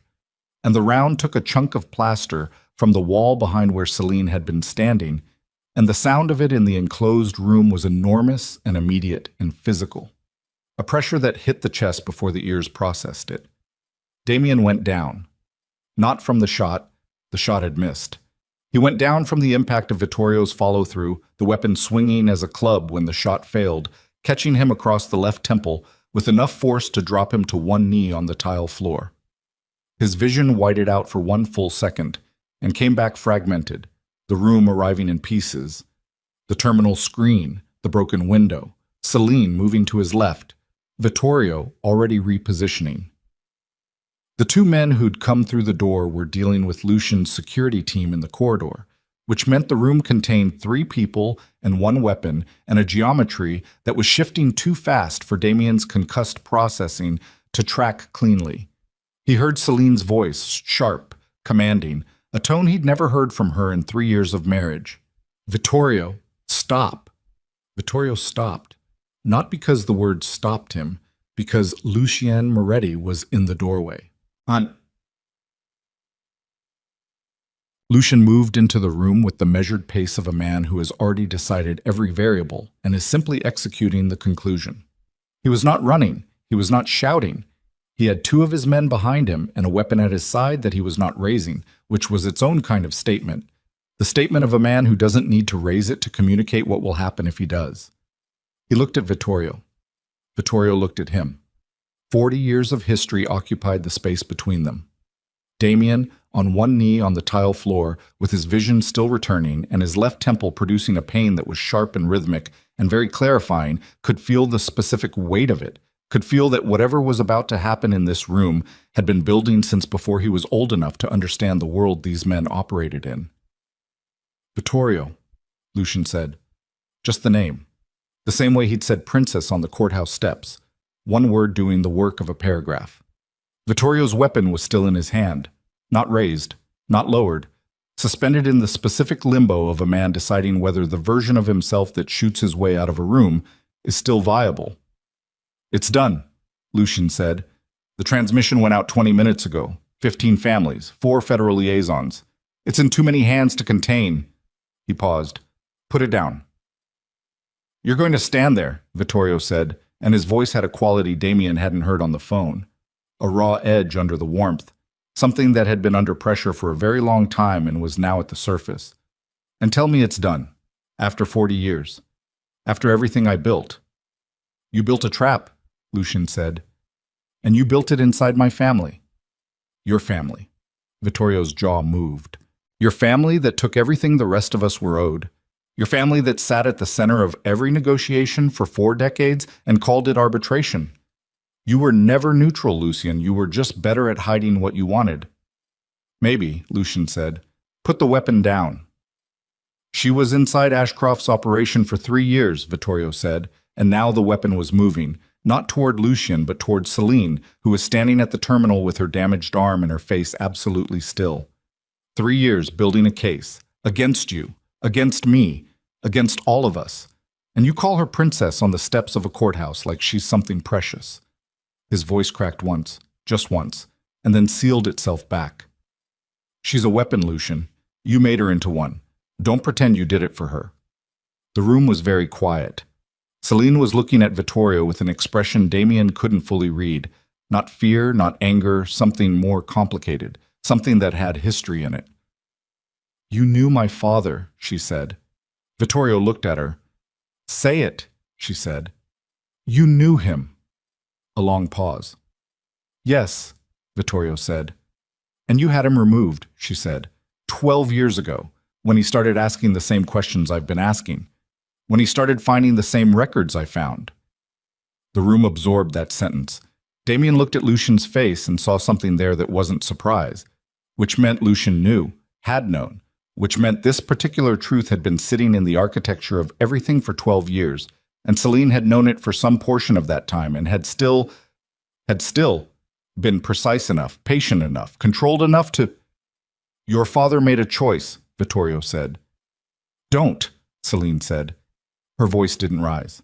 It dropped to a register that was quieter than anything she'd said in the room, and therefore more final. Don't explain it. Don't contextualize it. Just answer me, yes or no. Vittorio looked at her. Yes, he said. The words sat in the room like something that had been waiting to exist for 12 years and had finally been given permission. Celine nodded once, a small, precise movement, the movement of someone checking the last item on a list that has taken a very long time to complete. Then she looked at Lucien. Lucien looked at Vittorio. He raised his weapon. Whoa. What happened next happened in segments that Damien's memory would later be unable to assemble into clean sequence, because the brain under sufficient adrenaline does not record linearly. It records in flashes, in sensory fragments, in the specific details that the survival instinct judges worth retaining. Vittorio moved first, not toward Lucien, but sideways, a trained lateral movement that cleared the door and put him in the corridor where his remaining men were, and the shooting that followed was loud and close, and the tile floor of the communications annex was very hard under Damien's hands as he got flat against it. Celine was already down, not hit, down by choice, below the line of the door frame, her right hand pulling Damien lower by the collar of his jacket with a grip that was surprisingly strong for a woman running one functional arm. The corridor outside was a contained catastrophe. The sounds of it, impact, voice, the specific percussion of a fight in an enclosed space, came through the door frame in a rush that lasted approximately 90 seconds and felt much longer. Then it stopped. Damien raised his head. Lucian was still standing. One of his men was down, breathing. Damien could see breathing. And Vittorio was gone from the immediate space. He's moving to the east exit, one of Lucian's men said from the corridor. Lucien was already moving. He said, without looking back, "Stay with her." Damien looked at Celine beside him on the floor. Her left arm was bad, worse than before, and the exertion had made it worse still, and her face had the color of someone operating on reserves they hadn't planned to need. She was looking at the doorway where Lucien had gone with an expression that combined what appeared to be several years' worth of unresolved feeling into something too complex to name. "Your father," Damien said. "Later," she said. "Celine, later," she said, and looked at him, and whatever was in her face in that moment, the rawness of it, The thing that the 12-year patience had been built on top of like a foundation under a structure too heavy to show the weight, was the most unguarded thing he'd seen from her. It lasted 2 seconds. Then she sealed it. "Can you move?" she said. "Yes," he said. Lucien can't face Vittorio's full contingent alone. The transmission is out, but if Vittorio gets off this estate before it's confirmed received, if he can reach even 2 of the families before the documentation circulates, he rebuilds, Damien said. He narrows the damage, she said, which is enough. For him, right now, enough is enough. Damien got to his feet. The room moved sideways for a moment and then steadied. His left temple was producing a pain that had settled from sharp into the deep structural ache of something that would require attention it wasn't going to receive tonight. "The east exit," he said. "Where does it go?" "Service road to the rear gate," she said. "From there, the dock road. 15 minutes to the waterfront." The waterfront. The warehouse Vittorio had specified on the phone. The pieces are exactly where they should be. He hadn't been setting a meeting for Damien. He'd been placing his own exit. "He has people waiting there," Damien said. "He planned to finish here and leave," she said. "The people at the waterfront are his extraction." Damien looked at her arm, at her face, at the terminal behind her showing the completed transmission. "Stay here," he said. She started to stand. "Celine." He said it with the specific weight of a man who has, in the past 4 minutes, revised his understanding of someone completely and is now making a request that comes from that revised understanding rather than the old arrogance. "You're hurt. The evidence is sent. Let me—" "You don't know this estate," she said. "You don't know the road. You don't know where his people are positioned. Then tell me." She looked at him for a long moment. "East corridor to the garden door," she said. 30 meters to the equipment shed. Past the shed, there's a break in the perimeter wall. Original construction, Lucien never sealed it because he thought no one knew it was there. Vittorio knows it's there. She paused. Through the break, the service road runs north, 50 meters to where it joins the dock road. Lucien's ahead of him? "Lucien knows this estate better than Vittorio does," she said. "But Vittorio has more men at the dock." Damien moved to the door. "Damien!" He stopped. She was on her feet. She'd gotten up while he was moving, and he shouldn't have been surprised, and wasn't. She crossed to him and stopped close, and looked at him with those eyes that had been unreadable for 3 years, and were now, in the blue light of a communications terminal in a room with a broken window, readable in a way that he suspected she hadn't intended. "Don't die," she said. It wasn't a sentiment. It was an instruction, delivered with the same quality as everything else she said, precisely without decoration. "Working on it," he said. He went. The east corridor was dark again. The main power had fluctuated and the backup lighting was partial, giving the hallway a gray, half-illuminated quality that made distances unreliable. Damien moved through it with his hand on the wall and the pain in his temple marking time, counting his own pulse in the specific way that pain makes you aware of the body's machinery. The garden door was where she'd said. He went through it into the night air, cool, carrying the smell of cut grass and stone, and paused for 3 seconds to let his eyes adjust. The grounds were not empty. He could see movement, Lucien's people in organized patterns across the main grounds, but they were oriented toward the front, toward the primary incursion points, and the east side of the estate had the specific stillness of a sector that had been classified as secured too early. He moved to the equipment shed, past it. The break in the perimeter wall was not obvious from a distance. It looked like shadow, like the variation of old stone settling unevenly. But up close, it was a gap wide enough for a person to move through sideways, and on the other side, the service road ran pale and straight in the ambient light from the city on the horizon. He heard them before he saw them. Voices, low and directional, coming from the north end of the road where it bent toward the dock junction. He moved along the edge of the road in the grass, which was wet with night dew and soaked through his shoes immediately, and kept the tree line to his left. The dock road junction came into view. Lucien was there, and so was Vittorio. And between them, arranged in a rough semicircle at the entrance to the dock road, were 7 men who were not Lucien's. Lucien had 2 of his own. The geometry was not favorable, and every person present understood it. Damien stopped at the edge of the tree line and assessed the situation with the cold speed of a man who has run out of the luxury of extensive deliberation. Vittorio was on the far side of the junction, near a black vehicle with its engine running. Lucien was 20 feet from him, with his 2 men flanking him, and the 7 were between them and the vehicle like a wall. Whatever conversation Lucien and Vittorio had been having was done.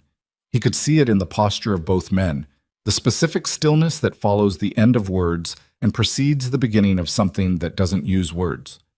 Vittorio said something Damien couldn't hear at this distance. Lucien responded, also inaudible. Then Vittorio made a small gesture with his right hand, a minimal gesture, the gesture of a man who is accustomed to consequences following his smallest signals. And the 7 men began to move. Damien stepped out of the tree line. He had no weapon. He had a bleeding temple, soaked shoes, and the specific recklessness of a man who has, in the past several hours, lost his operation, his certainty, his model of his own intelligence, and the last remnants of the arrogance that had stood in for courage for most of his adult life, and found that what remained when all of that was stripped away was something smaller and less impressive and considerably more functional. Vittorio, he said. His voice carried in the night air better than he'd expected. Everyone stopped. Vittorio turned, in the dim light from the vehicle's running lights. His face went through something. Surprise, recalculation, a quick assessment of what Damien's presence here meant about the status of the estate, and then settled into a stillness that was more frightening than any of the expressions preceding it. Mr. Ashcroft, he said, you're persistent. I have something you want, Damien said. He didn't. He was improvising with an audacity that would have embarrassed him 24 hours ago and now felt like the only available currency. Do you? Vittorio said. The photographs, Damien said. Vanessa's photographs. Of the routing schema. They weren't in the file Celine transmitted. They're separate. They don't show your involvement, but they show mine. But there are annotations. He paused. Annotations in a handwriting that isn't Celine's, isn't mine. Vittorio was very still. In the peripheral area of his vision, Damien was aware of Lucien watching him with an expression he couldn't interpret. You're lying, Vittorio said. Maybe, Damien said, but you have to decide that in the next 30 seconds, because after that, those photographs go to the same distribution list the main archive went to, and whatever I'm lying about stops mattering. The 7 men were stopped. Not because of Damien, because Vittorio's hand had come up, the same small gesture, and they'd read it as hold. Vittorio looked at Damien with eyes that had been calculating the angles of rooms for 40 years. What do you want? He said. Same thing you do, Damien said. Out of this. Alive. And in exchange. The photographs don't go anywhere, Damien said. You get in that vehicle. You leave the territory. You don't rebuild. You don't reconnect. You disappear. He let a pause develop. I know that's not what you planned, but your plan stopped existing about 20 minutes ago. Vittorio looked at him. He looked at Lucien. Lucien's face was unreadable in the way of a man who has decided to allow something to play out rather than intervening in it, and who has his reasons for that decision. The photographs don't exist, Vittorio said. No, Damien said. They don't. The admission sat in the night air between them. Vittorio looked at him for a long moment, at this man who had been, for years, a piece on his board, a positioned variable, a mechanism without agency. And something moved in his face that was not quite respect and not quite disgust, but contained elements of both. You're not what I thought you were, Vittorio said. I know, Damien said. Neither was she. The silence stretched. Then, from the direction of the estate, the sound of vehicles. Lucien's reinforcements, coming at speed, their headlights cutting across the darkness above the perimeter wall. Vittorio heard them. He made the calculation that he'd spent 40 years learning to make in the time most people take to breathe. He looked at Damien one more time, at Lucien, at the 7 men who were waiting for a signal that was not going to come. Stand down, he said to his men. To no one in particular. To the night. He turned toward the vehicle, and that was when Damien saw what Lucian had seen 30 seconds earlier, and Damien had missed. The eighth man, not in the semicircle, but behind the vehicle, raised and positioned and already aiming at a target that was not Vittorio and not Lucien. The shot was intended for Damien. Lucien moved faster than a 61-year-old man should have been able to move. He was between Damien and the shot before Damien had processed the threat, and the impact took him in the upper left side, and he went down to one knee on the dock road with the specific controlled descent of a man who refuses to fall all the way. The eighth man didn't get a second shot. Lucian's two men had him before the sound of the first one had fully dissipated. Vittorio had stopped moving toward the vehicle. He was looking at Lucien on one knee in the road with an expression that had shed entirely the calculated warmth and the 40-year composure. He looked like a man seeing something he hadn't permitted himself to account for in all the architecture of his planning. Lucien looked up at him from the road. His hand was pressed to his side. His face was pale and very set and entirely present. Vittorio, he said. His voice was steady. It's over. The two men faced each other across the dock road junction in the night air, with 40 years between them and the sound of approaching vehicles growing louder and the specific weight of the moment pressing down on everything. On the road, on the trees, on the men standing and waiting, on Damien 2 steps to Lucian's right, with his heart hammering in his ears and his hands that he didn't know what to do with. Vittorio Sans looked at Lucien Moretti for a long time. Then he looked at the vehicle. Then he looked at his 7 men, who were looking at him with the expressions of people waiting to be told what version of this story they were living in. He reached into his jacket. Every person at that junction made some involuntary movement, some preparation, some tensing. And then Vittorio's hand came out holding nothing except a phone, which he set carefully on the roof of the vehicle. My lawyers, he said to Lucien, will contact yours. Lucien said nothing. Vittorio nodded once, the nod of a man making a concession he has decided to make as though it were a choice rather than the only remaining option, and got into the vehicle. The 7 men dispersed. Not running, walking, with the specific controlled pace of professionals who know that running implies guilt, and guilt implies consequence, and consequence is something you manage by not showing it. The vehicle pulled onto the dock road and moved away into the darkness. Damien crouched beside Lucien and put his hand under the older man's arm. Can you stand? He said. Yes, Lucien said, which was only partially true, but they got him up together and Lucien stood with his hand pressed to his side and his breathing controlled and his eyes following the retreating lights of Vittorio's vehicle until they disappeared around the bend in the dock road. The reinforcement vehicles came through the gate. Lucien's people moved efficiently. Toward him, toward the dispersal points, toward the perimeter. Someone was already on a phone. The machinery of management was engaging. Damien stood beside Lucien in the dock road and looked at the empty dark where Vittorio's vehicle had been. The 8th man, he said. You knew he was there. Yes, Lucien said. You moved anyway. Lucien looked at him sideways. His face had the color of someone who was going to need significant medical attention but was not going to discuss that for at least another 10 minutes.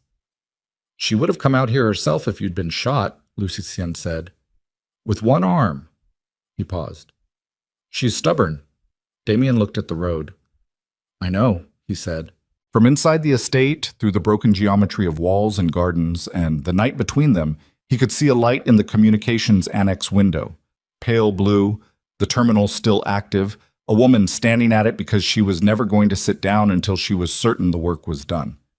He looked at her light in the window. He looked at Lucien beside him, bleeding slowly and steadily and refusing to hurry. He looked at the dock road stretching away into darkness, where a man who had spent 40 years arranging other people's lives had driven himself into an exile that would, Damien was already calculating, not hold, not completely, not forever. Because men like Vittorio Sans don't disappear, they reposition. And understood that tonight was not the end of anything. It was the end of one particular shape of things. What came after was going to require a completely different kind of accounting. From all of them, for everything, in ways that couldn't be planned from a dining room table or mapped on paper. One of Lucien's men reached them and said something low and urgent about medical and transport, and Lucien waved it off with his free hand and said, "The annex first. I want to see her." "You're bleeding," the man said. "I'm aware," Lucien said. "The annex." They moved toward the estate, the three of them. Lucien supported on one side, Damien on the other, the night air carrying the smell of cut grass and cooling stone, and the specific aftermath of a situation that is past its crisis point but not yet arrived at whatever comes next. Above them, in the communications annex window, the blue light stayed on. The hospital they brought Lucien to was not a public one. It occupied the upper 2 floors of a building in the financial district that presented itself, from the street, as a private medical consultancy. The kind of place that had no signage beyond a suite number and a buzzer that required a specific sequence to activate. Inside, it had everything a hospital needed and none of the things that made hospitals feel like hospitals. No fluorescent harshness, no institutional smell, no waiting room with plastic chairs and old magazines. It felt instead like a place that had been designed by someone who understood that the people who used it were accustomed to environments that didn't announce their own functionality. Celine sat in a chair outside the room they'd taken Lucien into and waited. Her left arm had been set and wrapped by one of the facility's physicians. A hairline fracture of the radius, the kind of injury that was painful in a steady, insistent way rather than an acute one, the kind that made itself known every time you forgot about it and then tried to use the arm normally. She had a sling she was not wearing because wearing it made her feel like she was performing an injury rather than simply having one, and she had never been comfortable performing anything. She sat with her right hand in her lap and her back straight and her eyes on the door across the corridor, and she breathed. The waiting room, it wasn't called that, but it functioned as one, had 2 other chairs and a low table with a carafe of water and a window that showed the city's nighttime skyline at a distance that made everything look arranged, purposeful, geometric, as if the city had been designed rather than accumulated, as if the lights meant something other than the random aggregate of people in buildings doing the things that people in buildings do at 2 in the morning. Damien was in the other chair. He'd had his temple treated, 7 stitches, delivered with a precision that suggested the physician had done this specific thing many times, and he sat with his elbows on his knees and his hands loosely clasped and his eyes on the floor. He hadn't spoken in 40 minutes. Neither had she. The silence between them was not uncomfortable. It was the silence of 2 people who have been through something together and are separately processing what that means. She was aware of him in the way you're aware of something that has shifted in your field of reference, not dramatically, not in a way that announced itself, but in the way that a room looks different after you've moved a single piece of furniture. Everything is the same, and nothing is quite where it was. The door across the corridor opened. The physician, a woman in her 50s named Dr. Vane, who had the quality of someone who had long ago stopped being rattled by the conditions under which her patients arrived, came out and looked at Celine. "He's stable," she said. "The round didn't penetrate deeply. We've addressed the immediate damage. He'll need rest and monitoring, but—" She paused. "He'll recover." Celine breathed out through her nose. "Can I see him?" she said. 10 minutes, Dr. Vane said. "He's awake, and he's already arguing about it, which is, in my experience with him, a reliable indicator of general well-being." Celine stood. She became aware as she did that Damien had looked up, not toward the physician or the door, but at her. She felt the look without meeting it. She went across the corridor and into the room. Lucien was propped against the elevated back of the bed, with the particular expression of a man who has been told to lie still and has decided to lie still in a way that makes clear he is doing so under protest. He was pale in a way that the room's careful lighting couldn't entirely conceal. He had an IV in his right arm and monitoring equipment that he had apparently already requested be moved to a less prominent position, and he was watching the door when she came through it with the eyes of a man who had been waiting for exactly this. She crossed to the chair beside the bed and sat. They looked at each other. "Dr. Vane says 10 minutes, Celine said. "Dr. Vane," Lucien said, "has been telling me what I have 10 minutes for since 2009. "She's usually right." "She's always right," he said. I choose not to emphasize that. Celine looked at his hands on the blanket, his right hand with the IV, his left hand resting open, palm up, the way hands rest when the body is too tired to make a fist. She put her right hand over his left one. Neither of them said anything for a moment. "My father," she said. "Celine." "I know you knew," she said. Not accusatory, just exact. "I've known you knew for 4 years. I needed to hear Vittorio say it. I needed—" She stopped. Started again. "I needed it to be on record, to be a thing that existed in a room with witnesses, not something I'd pieced together from documents and inference." Lucien's hand turned under hers and held it, carefully, around the sling. "I couldn't prove it," he said.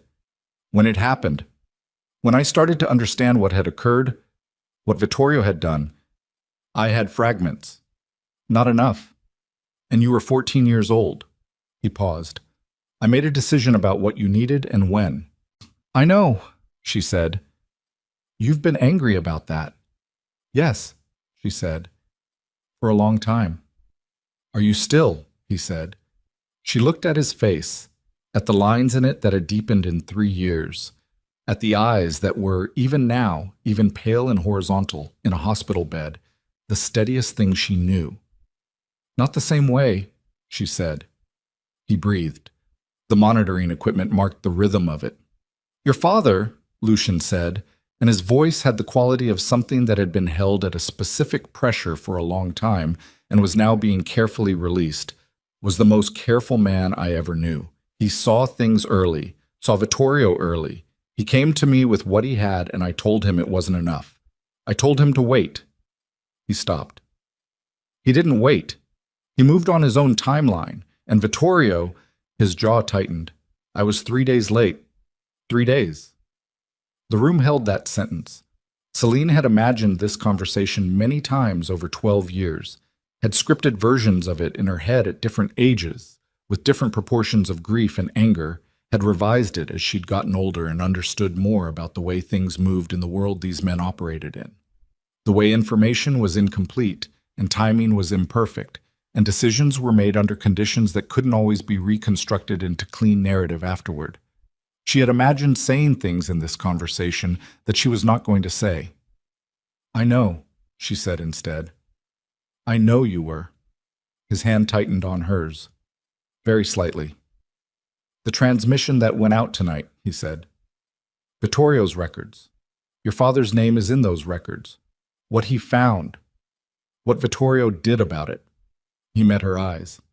"It's going to be part of the official documentation." "I know," she said. "I put it there." He looked at her. "It was always going to be in there," she said. "From the beginning. Everything I went into that marriage to build, the complete picture had to include what started it, what Vittorio was willing to do to protect his architecture. My father's name is evidence. It's also—" She stopped. "It's also just true. And it deserved to be true somewhere other than only inside my head." Lucien looked at her for a long time.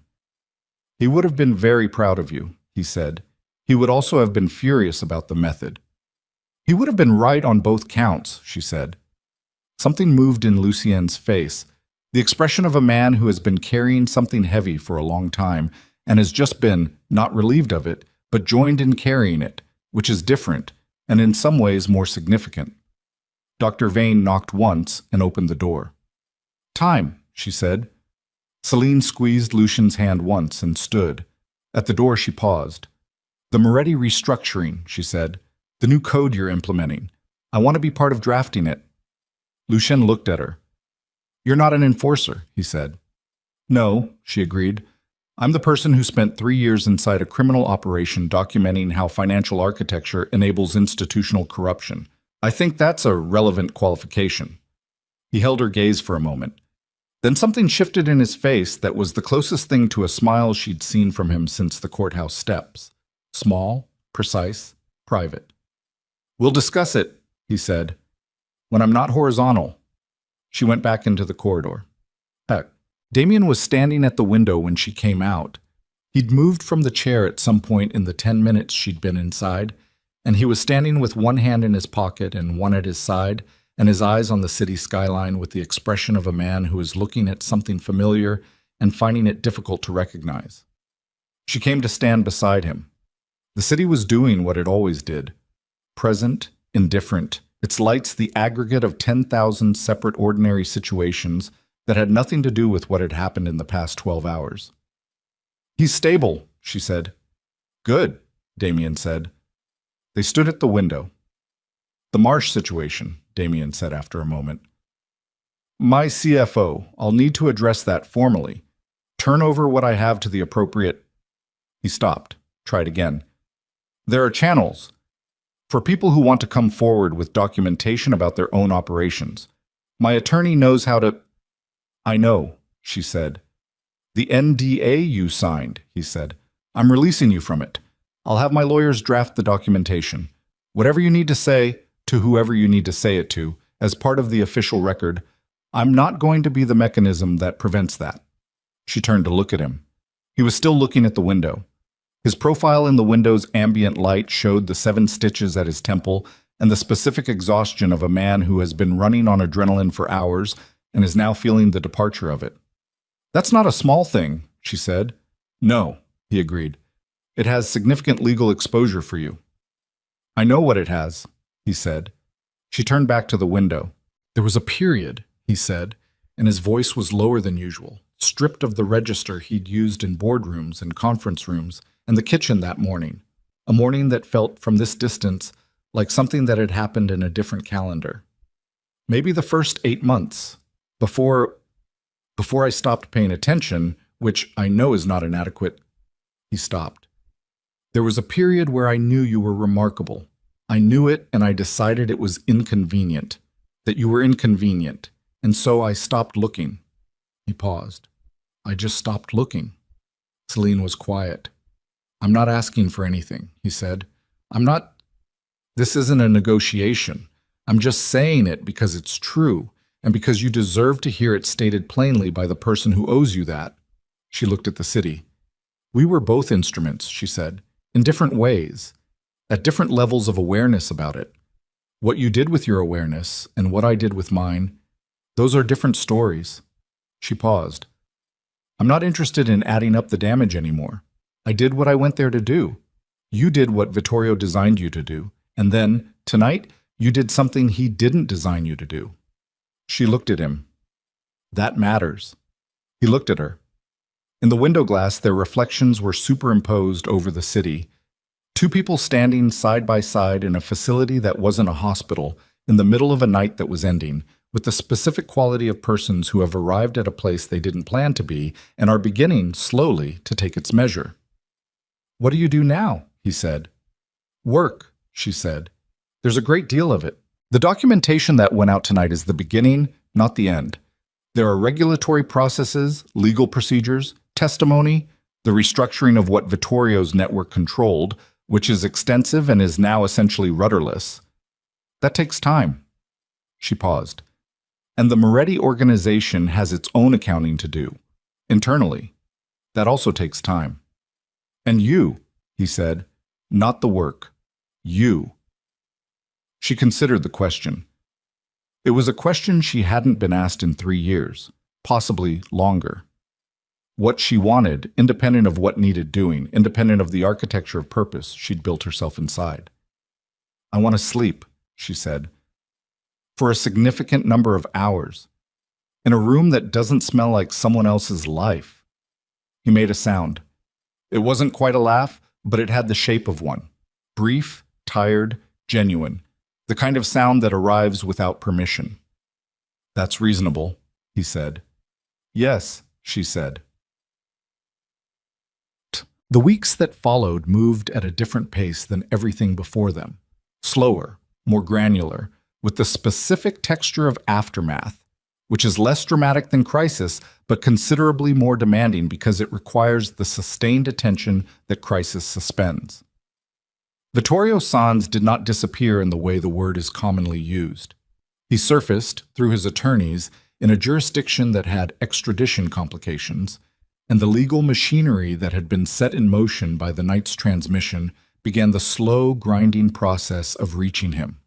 It would take time, It would be contested at every stage. The attorneys on both sides were expensive and thorough. And expensive, thorough attorneys extend timelines in ways that can feel, from the outside, like impunity. But the financial records were in too many hands now. The documentation was too complete, too distributed, too specifically constructed to dismantle. Vittorio could contest and delay and reposition, but he could not rebuild in the territory he'd occupied for 40 years, because every family, every regulatory body, every federal liaison who'd received the transmission now knew the precise shape of what he'd built, and exactly how much of their own money and loyalty had been threaded through it without their knowledge. 3 of the families severed ties publicly within a week. 2 more followed within the month. The financial intermediaries who had served as Vittorio's infrastructure began, one by one, the process of cooperating with regulators in exchange for terms, which was how most financial architectures ultimately dissolved, not in dramatic confrontation, but in the incremental defection of people deciding that loyalty to a structure that cannot protect them is not loyalty, but simply expensive stubbornness. Daniel Marsh, Damien's CFO, was arrested on a Tuesday morning. He did not contest the charges. He cooperated extensively, and the cooperation produced additional documentation that reinforced what Celine had already transmitted. His testimony occupied 43 pages of deposition. Damien turned over the Ashcroft Capital records in full. It was handled through a formal cooperation agreement that his attorney had spent 3 weeks negotiating and that Damien had signed on a Wednesday afternoon in a conference room that was not dissimilar to the one where he'd signed the divorce papers. Fluorescent light, industrial carpet, a pitcher of water nobody touched. He signed without ceremony, without the performance of regret, which he didn't have the resources for, or of resentment, which he no longer felt the specific entitlement to. He walked out of that conference room lighter than he walked in, which was not the sensation he'd expected and which he didn't know what to do with yet. He filed it as a thing to understand later and went back to the process of dismantling what remained of his business interests in an orderly way that minimized additional harm to the people who had been employed by it without knowing what it was built on. He did not contact Celine during this period. She was aware of what he was doing through channels that were professional rather than personal, which was appropriate, and she tracked the progress of it with the same analytical attention she gave everything, which was considerable and which did not. She told herself on the mornings when she thought about it too directly constitute a form of watching over someone. It was professional monitoring of a cooperating party. She said this to Lucien on a Thursday afternoon, 6 weeks after the night at the estate. He was in his study, upright again, and increasingly impatient with the pace of his own recovery, which was going well by any objective measure and not well enough by his. She was across from him with a cup of coffee she'd made herself and a folder of restructuring documents that had become the primary occupation of her waking hours. He looked at her over the rim of his own cup. "Professional monitoring," he said. "Yes," she said. "Of course," he said. She looked at the folder. "He did what he said he would," she said, "in full. He didn't negotiate the scope or time the cooperation for strategic advantage. He just did it." She paused. "I didn't expect that." "No," Lucien said. "I had him categorized." "I know." "I was accurate about the category," she said. "And then he did something outside the category, and I don't—" She stopped. Lucien set his cup down. He looked at her with those eyes that had always been able to read the rooms she couldn't quite close. "You cataloged his flaws correctly," Lucien said. "That doesn't mean the catalog is complete." She looked at him. "He stepped in front of a weapon," Lucien said. "Not because it was strategic, not because it was calculated. He didn't have time to calculate." He picked his cup back up. "People show you what they are under conditions that don't allow for performance. You know this. You've built 3 years of work on knowing this." She looked at the folder in her lap. "He lost everything," she said. "Yes," Lucien said. "His company, his money, his reputation, his networks, all of it is gone or in the process of going." "Yes," Lucien said, "and he cooperated without leveraging any of it for a better outcome." "Yes," Lucien said. He waited. She was quiet for a moment. "That's not nothing," she said. "No," Lucien agreed. "It's not nothing." Out. She found him on a Saturday in the late afternoon, in a part of the city she hadn't expected, A neighborhood that was neither the downtown where he'd operated, nor the upscale residential area where his apartment had been, but something in between, the kind of neighborhood that was in the process of becoming something else and hadn't finished yet. A bookshop with an uneven facade. A coffee place with mismatched furniture. The particular energy of a place that hadn't been curated, that had arrived at its own character without anyone designing it. He was outside a building with a door code, holding a coffee in a paper cup and looking at his phone with the expression of a man who has too much time and is not yet comfortable with what that feels like. He looked up when she stopped in front of him. He was thinner, not dramatically, not in a way that announced itself, but in the way that months of pressure and loss and the cessation of the kind of eating that happens around business dinners and power lunches will thin a person. He had the look of someone who had been stripped of the layer of performance that professional success creates, and who was, underneath it, more plainly himself than he'd been in the years she'd known him. His temple had healed. The scar was visible, small and clean, slightly silvered at the edges. He put his phone away. "Celine," he said. Not the way he'd said her name in 3 years of marriage. Not the way he'd said it on the morning of the divorce. A different register entirely. Simpler, more direct, carrying none of the weight of what he'd thought of her and all of the weight of what he'd come to understand since. "I'm not here to check on the cooperation," she said. He looked at her. "Okay," he said. "I'm here because—" She stopped. It occurred to her, standing on this sidewalk in the late afternoon light of a neighborhood that hadn't finished becoming itself, that she had not planned this conversation the way she planned everything. That she had not cataloged variables or assessed outcomes or constructed the architecture of how it would proceed. That she had gotten into a car and driven here with the specific recklessness, or possibly courage, she was still deciding which, of a woman who has spent 3 years being enormously patient and has decided that patience is not infinitely applicable. "I'm here," she said, "because you asked me what I wanted. In the hospital, not the work, me." He was very still. "And I said I wanted to sleep," she said. Which was true, but it wasn't the complete answer. The street moved around them. A cyclist, 2 people with a dog, the ordinary Saturday afternoon metabolism of a place that had no idea what it was adjacent to. The late light was low and amber, the kind that makes everything look briefly like it means more than it does, and she was aware of it and accounted for it and chose not to let it alter what she was here to say.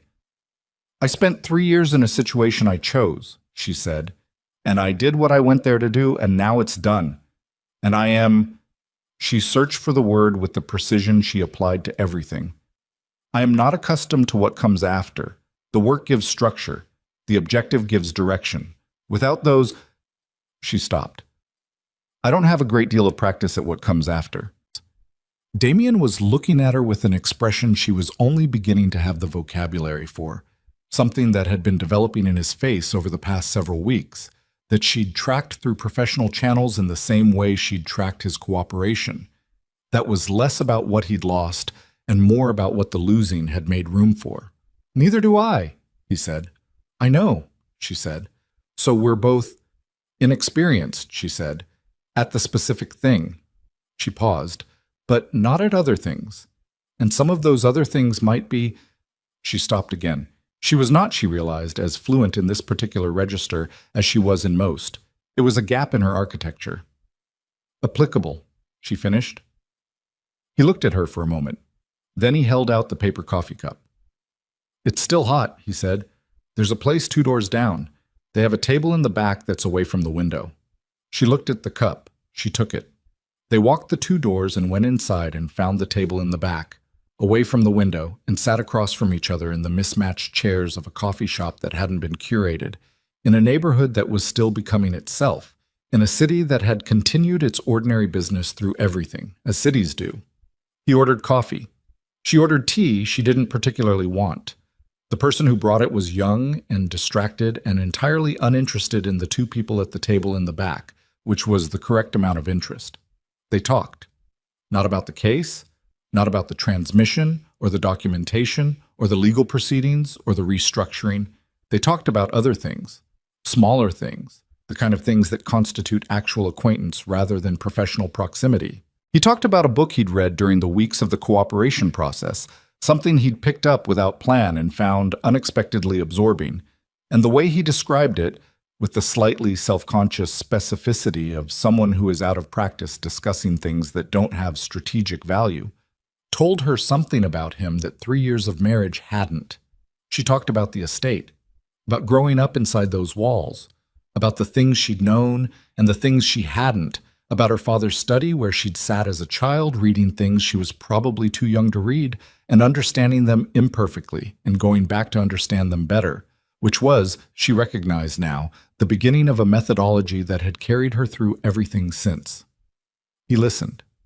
He listened with the specific quality of someone who has recently discovered that listening is not simply the waiting period between your own sentences, and who is trying to be different about it without making the effort conspicuous. It was not a romantic conversation.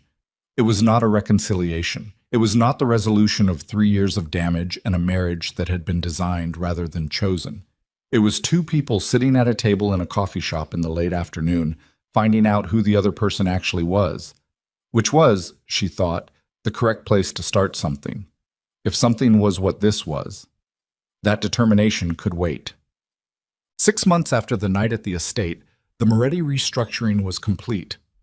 The new organizational code, drafted over 14 weeks in Lucien's study, across a table covered in documents, with 2 attorneys present and Celine at the center of it, established a set of operational principles that were not naive about the world they operated in, but were specific about what they would and would not do inside it.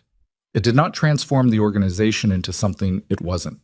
It did not pretend that the world it navigated had cleaner rules than it did, but it drew lines, clear, written, witnessed lines, and it established, for the first time in the organization's history, a formal accountability structure that operated independently of Lucien's individual authority, a structure that would continue to function regardless of who stood at the center. Lucien signed it on a Thursday morning. He signed it with the pen he used for everything important, which had belonged to his predecessor, and the weight of the pen in his hand on that morning was the weight of all the years and all the decisions and the specific knowledge that this document would outlast him in a way that everything else he'd built was not guaranteed to do. He set the pen down. He looked at Celine across the table. "Your father," he said, "would have said it needed 3 more revision cycles." "He would have been right," she said. "He usually was." He paused.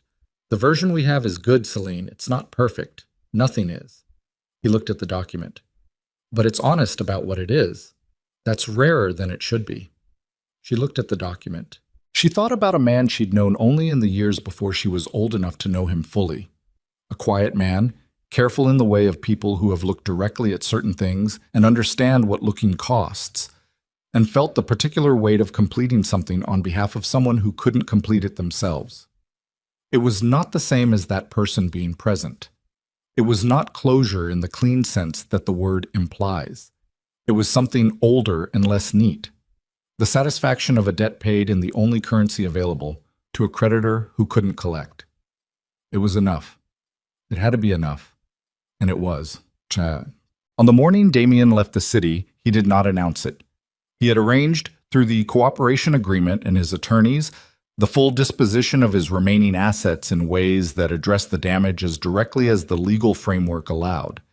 He had given testimony that was more complete than his attorneys had advised him to give, and he had done it without leveraging it for favorable treatment beyond what the cooperation agreement specified, which had produced a legal outcome that was significantly less punishing than it might have been and significantly more substantial than he would have accepted 3 years ago. He had one conversation in the early morning before he drove to the airport. He called Vanessa. She answered on the second ring, which meant she'd been awake, which meant she'd known or guessed. "You're going," she said. "Yes," he said. "Where?" "I haven't finalized that," he said, which was true. He had a direction and a ticket and no specific endpoint, which was a condition of existence he'd never previously tolerated, and which now felt, more than any of the conditions he'd previously engineered, like something real. "Are you going to be all right?" she said.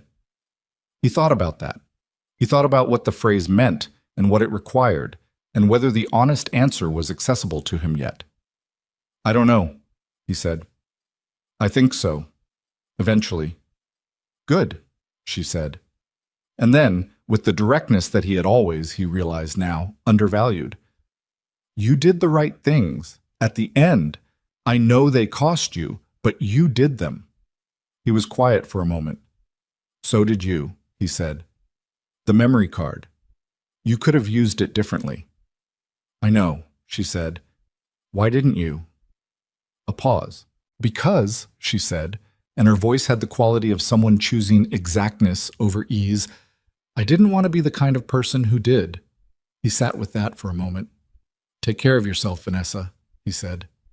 You too, she said. Damien. He ended the call. He drove to the airport in the gray early morning with the city moving past the window the way it always had. Present, indifferent, its ordinary business proceeding without reference to anything that had occurred inside it. He watched it go. He did not feel the specific satisfaction he'd expected to feel the last time he'd pictured leaving, years ago, under different circumstances he hadn't managed to create. He didn't feel relief, exactly, or grief, or the particular triumph that had always been his preferred emotional register. He felt mostly the weight of his own decisions, all of them, the long catalog of them, the ones that had brought him here, and the ones he'd made when here turned out to be different than he'd designed. The weight was not comfortable. He thought it probably shouldn't be. He thought, with a clarity that was arriving later than it should have, that the weight was the appropriate texture of accountability. Not punishment, which implies that suffering the cost is the point, but recognition, which is something different, something that requires you to carry it forward rather than putting it down. He carried it onto the plane. He carried it into whatever came next. On the morning of the 7-month anniversary of the night at the estate, not that she was marking it, she told herself, and she was telling herself this while standing on the balcony of the Moretti estate with a cup of coffee in her right hand and looking at the city on the horizon. Celine Voss stood in the cool early light and breathed. The estate was quiet at this hour. Lucien was an early riser, but not this early. Not since the injury, which had adjusted his rhythms in ways he was adapting to with the particular reluctant practicality of a man who respects evidence even when it applies to himself. The grounds were still. The cypress trees along the east wall moved slightly in a wind too light to feel. The city on the horizon was the city she'd grown up watching from this balcony, from this same position. She'd stood here the morning after her father died, had stood here at 14 years old with an understanding of what had happened that was partial and terrible and the beginning of everything that came after. She'd stood here the night she decided to go into Damien's orbit, which had been a decision made not with grief, but with something harder and colder than grief, something that required grief to have already burned through and left behind a residue of pure purpose. She stood here now with the purpose completed and the grief still present, not the acute grief of the early years, but the permanent quiet presence of loss that becomes part of you rather than something that happens to you, that you stop trying to set down because it is simply, permanently, part of the weight you carry and have learned to carry correctly. She thought about the restructuring document, about Lucien signing it with his pen. She thought about the transmission, the completed bar on the terminal screen, the final click of a mechanism she'd spent 3 years building. She thought about her father's name in a legal record now, documented, witnessed, part of an official accounting that could be found and read by anyone with access to the relevant files. A man who had looked at the right things and paid for it, and whose looking had been finally vindicated, not in the clean way of stories, not in a way that gave him back anything, but in the way of truth that exists even when no one benefits from it directly. The way of truth that exists because it is true. She drank her coffee. The city came into color as the sun came over the horizon behind her. Gray becoming blue, becoming the specific gold of early morning that lasts only a few minutes before becoming ordinary daylight. She thought about a table in the back of a coffee shop, about two people who were inexperienced at what comes after. She took out her phone. She looked at it for a moment, then she put it back in her pocket. There was work today. There was always work. The legal proceedings were in their 7th month and would be in their 8th and 9th. The restructuring was complete, but its implementation was ongoing. There were meetings and documentation and the long, careful process of building something that worked differently than what it replaced. There was work, and she was good at the work. and the work mattered. But it was not everything. That was the thing she was learning, the specific thing that 3 years of singular purpose had deferred, the thing that came after, the thing that didn't have an objective or a timeline or a measurable completion state. She was learning it slowly, which was appropriate. She had always learned the important things slowly and correctly rather than fast and approximately, and she saw no reason to change that methodology now. The sun finished its arrival. The gold became ordinary daylight. The city settled into its daytime pace, purposeful, indifferent, enormous, and entirely ongoing. She finished her coffee. She went inside. She had work to do, and after the work she had the rest of it, the unscheduled, unmapped, unmeasured rest of it. And for the first time in a long time, both of those things felt, in equal measure, like hers. This story is a work of fiction. All characters, organizations, events, and locations are entirely fictional and created solely for artistic and entertainment purposes.